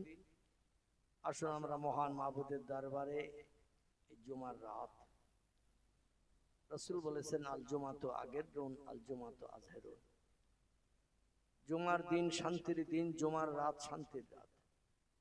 জুমার দিন দোয়া কবুলের দিন, জুমার রাত দোয়া কবুলের রাত। জুমার দিন রাত আল্লাহর দরবারে প্রিয় রাত, প্রিয় দিন। আল্লাহ বান্দাদের মুখে হাসি ফুটান এই জুমার দিন, জুমার রাতে। সেই রাত উদযাপন উপলক্ষ করে আমরা তাহাজ্জুদের সময় আসন্ন, এই সময়ে মাবুদের দরবারে একটু হাত তুলে আমরা দোয়া কামনা করি, যাতে আমাদের আপনজন আত্মীয় স্বজন কিয়ামত পর্যন্ত কবরে জান্নাতি নাজ নেমতে তারা পরিব্যাপ্ত থাকেন। সকলে বলুন আমিন। দুখানা করে হাত তুলুন, আল্লাহুম্মা আমিন। রব্বানা ফাগফির লানা যুনুবানা ওয়া কাফির আন্না সাইয়্যাতিনা ওয়া তাওফানা মাল আবরার। রব্বি গফিরলি যুনুবি ওয়ারহাম ওয়া আনতাল গফুরুর রহিম। রব্বি গফিরলি যুনুবি ওয়ারহাম ওয়া আনতাল গফুরুর রহিম। রব্বির হামহুমা কামা রব্বায়ানি সাগীরা। রব্বির হামহুমা কামা রব্বায়ানি সাগীরা। রব্বুল আলামিন পবিত্র জুমার রাত রজব মাসের শুভ লগ্নে আমরা ভিক্ষুক সেজে রাত্রি প্রহর অতিবাহিত হতে যাই। শান্তির ঘুমের বিছানা পরিত্যাগ করেছি, বিবি বাচ্চার মায়া ছেড়েছি। আয় আল্লাহ, রাতের ঘুমকে হারাম করে দুখানা করে ভিক্ষার থলি আপনার মহান শাহী দরবারে উঠিয়েছি। কুদরতি নজরে বান্দাদের দিকে ফিরে তাকান, বান্দীদের দিকে ফিরে তাকান। আয় আল্লাহ, এই মজলিস উপলক্ষ করে আপনার রহমতের দরজাগুলো খুলে দিন। ইলাহি, আপনার খুশনদীর জামন্দি লাভের আশায় ওজমা কালাম নেমাতে কালাম কোরআনে পাক কর্তৃপক্ষদের তরফ থেকে কম বেশি 3 খতমের অধিক তেলাওয়াত হয়েছে। এই মজলিস উদযাপন উপলক্ষ করে শুরু থেকে এই পর্যন্ত আপনার পাক কালাম কোরআন মাজিদ থেকে বিভিন্ন জবানিতে ইজ্জতপূর্ণ আয়াত সূরা শরীফ আমরা তেলাওয়াত করেছি। আপনার হাবিবকে আমরা চোখে দেখি নাই, নবীজির সঙ্গে মদিনার দেশে ঘুরে বেড়াতে পারি নাই, প্রিয় নবীর কণ্ঠের বাণী কানে শুনে আমরা জীবন ধন্য করতে পারি নাই। রাসূলের মহব্বত, প্রেম, ভালোবাসা রক্ষার্থে এই বাংলার জমিনে বসে দাঁড়িয়ে দোয়া দরুদ কিয়াম সালাম আমরা সকলে মিলে পাঠ করলাম। আয় আল্লাহ, তোহবাটুকুন সাদকাটুকুন সর্বাগ্রে সোনার মদিনায় সবুজ গম্বুজের নিচে পৌঁছে দিন। तमाम খলাফায়ে রাশিদিন, সাহাবায়ে কেরাম, আজাদি মুতাহিরিন, রাসূলের সকল আলাউলাদের কবরে সওয়াবটুকুন পৌঁছে দিন। বাবা আদম মা হাওয়া থেকে নিয়ে ঈসা রুহুল্লাহ পর্যন্ত যত নবী আম্বিয়া তাদের বিবিরা রাত জেগে জেগে স্বামীদের দ্বীনের কাজে সাহায্য করেছে, সকল নবী আম্বিয়া তাদের বিবিদের কবরে সাদকাটুকুন পৌঁছে দিন। পীরানি বীর দস্তগীর মহিউদ্দিন আব্দুল কাদের জিলানী হুজুর থেকে নিয়ে সময় পর্যন্ত যত ওলিয়া উলিয়া, গৌস, কুতুব, নকিব, আব্দুল শহীদ, সোহাদা, হাজী, গাজী, সুফি, দরবেশ ইমানদার মুমিন মুসলমান নারী কবরে কবরস্থ হয়ে আছে, সকলের কবরে সওয়াবটুকু পৌঁছে দিন। বিশেষ করে এই পার্শ্ববর্তী এলাকা উস্তাদুল হফাজ জানা মরহুম পীর সাহেব কেবলা হুজুর কেবলা কবরস্থ হয়ে আছেন। আল্লাহ পানি কবরাত জমিনে তার কবরে গোলাপ ফুলের বাগানের নাজ নেয়ামত পৌঁছে দিন। তার রূহানি দোয়া আমাদের সকলের জন্য নসিব করুন। বসিরহাটের জমিনে ঘুমিয়ে আছেন আল্লামা রুহুল আমিন রাহমাতুল্লাহ আলাইহি, ফুরফুরা জমিনে ঘুমিয়ে আছেন আমাদের সিলসিলার প্রতিষ্ঠাতা বিখ্যাত সমাজ সংস্কারক মরহুম দাদা হুজুর পীর কেবলা। ওলিয়া উলিয়া গস কত হাড়ুয়ার জমিনে ঘুরিয়ে আছেন গোরা চাদর বাবা সাহেব রাহমাতুল্লাহ। সকলের কবরে আপনি সাদকাটুকু পৌঁছে দিন। আপনার तमाम প্রেমিক প্রেমিকা মাহবুব মাহবুবা বান্দা বান্দীদের খাস রূহানি দোয়ার ওসিলা করে আমরা যারা দোকানা করে হাত তুলেছি আল্লাহ, কেউ বা আব্বাকে জনম জনম হারিয়ে ফেলেছি, আব্বা বলে ডেকে জীবনের স্বাদ মেটাতে পারি না। এই কর্তৃপক্ষ বাড়িওয়ালারা বাপ আর এতিম হয়ে গেছে, আল্লাহ তাদের স্ত্রী আমারই রক্তের সঙ্গে সম্পর্ক খালাম মাঝি, তিনিও দীর্ঘদিন আগে সন্তান প্রসবের কারণে তিনি মৃত্যুবরণ করেছিলেন। খবরে শুনি আল্লাহ তার মরণটাকেও শহীদ মরণ নসিব করে দিন রব্বুল আলামিন। এই বাড়িওয়ালা কর্তৃপক্ষদের দাদা দাদি নানা নানি খালা খালু ফুবু ফুবি পিতার কুল মাতার কুল শ্বশুর কুল শাশুড়ি কুল রক্তের বাঁধনে বাঁধন নিয়ে যে যেখানে কবরস্থ হয়ে আছে সকলের কবরগুলোকে গোলাপ ফুলের বাগান বানিয়ে দিন। তাদের রূহানি দোয়া বাড়িওয়ালা ভাইদের যে নসিব করুন, এদের সংসার জীবনকে সুখময় করুন, আয় রোজগারে ব্যবসায় চাষে কারবারে বরকত দান করুন, হাড়িতে দানায় দানায় উন্নতি দিন। আসমানি বালা জমিনে বালা থেকে বাড়ির মানুষকে আপনি মাহফুজ রাখুন। খবির জেন ভূতপরদের আসর থেকে সকলের বিবি বাচ্চাকে হেফাজত করুন। আমাদের দাদা দাদি নানা নানি খালা খালু ফুফু ফুফি আয় আল্লাহ রক্তের বাঁধনে বাঁধন নিয়ে যারা কবরস্থ হয়ে গেছে, বিশেষ করে জনম দুঃখিনী মা আজ তাদের কবরে দাফন করে দিয়েছি আল্লাহ। আম্মা বলে ডেকে কলিজার দুঃখ নিবারণ করতে পারি না, তুষের আগুন আমরা নিভাতে পারি না আল্লাহ। চাঁদ মুখ দেখে নফল কবুল হজের সওয়াব নসিব করতে পারি না। আমাদের ভবিষ্যতের উন্নতির চিন্তা ভাবনা করতে যে কত তারা ফরজ হুকুম নামাজ কাজা করে ফেলেছে, শরীয়তের কত খেলাফ কাজ হয়তো করে বসেছে। আজরাইল ডাক দিয়েছে, জায়গা জমি ঘরবাড়ি আমাদের জন্য ফেলে রেখে অন্ধকার কবরে তারা হাজির দিয়েছে। কবরে যারা আযাবে আছে আল্লাহ সৎ সন্তান হিসেবে হাত দুখানা কবুল করে নিন। কবরগুলোকে কুলে রৌশন ফুলের বাগান বানিয়ে দিন। আমাদের দাদা দাদি নানা নানি খালা খালু ফুবু ফুবি পিতার কুল মাতার কুল শ্বশুর কুল শাশুড়ি কুল যে যেখানে কবরে কবরস্থ হয়ে আছে সকলের কবরগুলোকে জান্নাতের বাগান বানিয়ে দিন। এলাহি আমাদের একদিন এই দুনিয়ার মোহমায়া ছেড়ে অন্ধকার কবরে হাজির দিতে হবে। আমাদের মরণের দিন জুমার দিন জুমার রাত কিংবা রমজান মাস নসিব করবে। তকদিরে যদি না জোটে গো আল্লাহ আপনার হাবিবের ইন্তেকালের দিন সোমবার আমাদের কাউকে যেন বঞ্চিত করবেন না। আপনার হাবিব হাসরের মাঠে যেখানে দাঁড়ানো থাকবে গো আল্লাহ নবীজির পিছনে দামান ধরে আমাদের সকলকে হাসরের মাঠে পিছনে দাঁড়ানোর তৌফিক দান করে দেবে। আল্লাহুম্মা ইন্না নাজালুকা ফি নুহুরিহি ওয়া নাউযু বিকা মিন শুরুরিহি তাকাব্বাল মিন্না ইন্নাকা আনতাস সামিউল আলিম ওয়া তুব আলাইনা ইন্নাকা আনতাত তাওয়াবুর রহিম। সুবহান রাব্বিকা রাব্বিল ইজ্জাতি আম্মা ইয়াসিফুন ওয়া সালামুন আলাল মুরসালিন আলহামদুলিল্লাহি রাব্বিল আলামিন।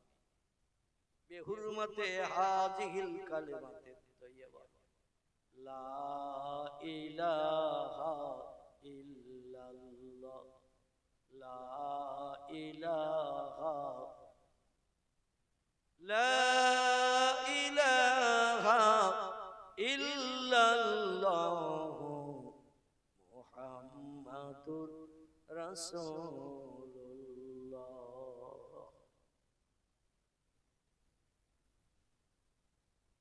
কেউ চলে যাবেন না, আগা পিছা কাতার বিশেষ তাবারুকের ব্যবস্থা আছে, সকলে আগা পিছা হয়ে কাতার দিয়ে বসে পড়ে।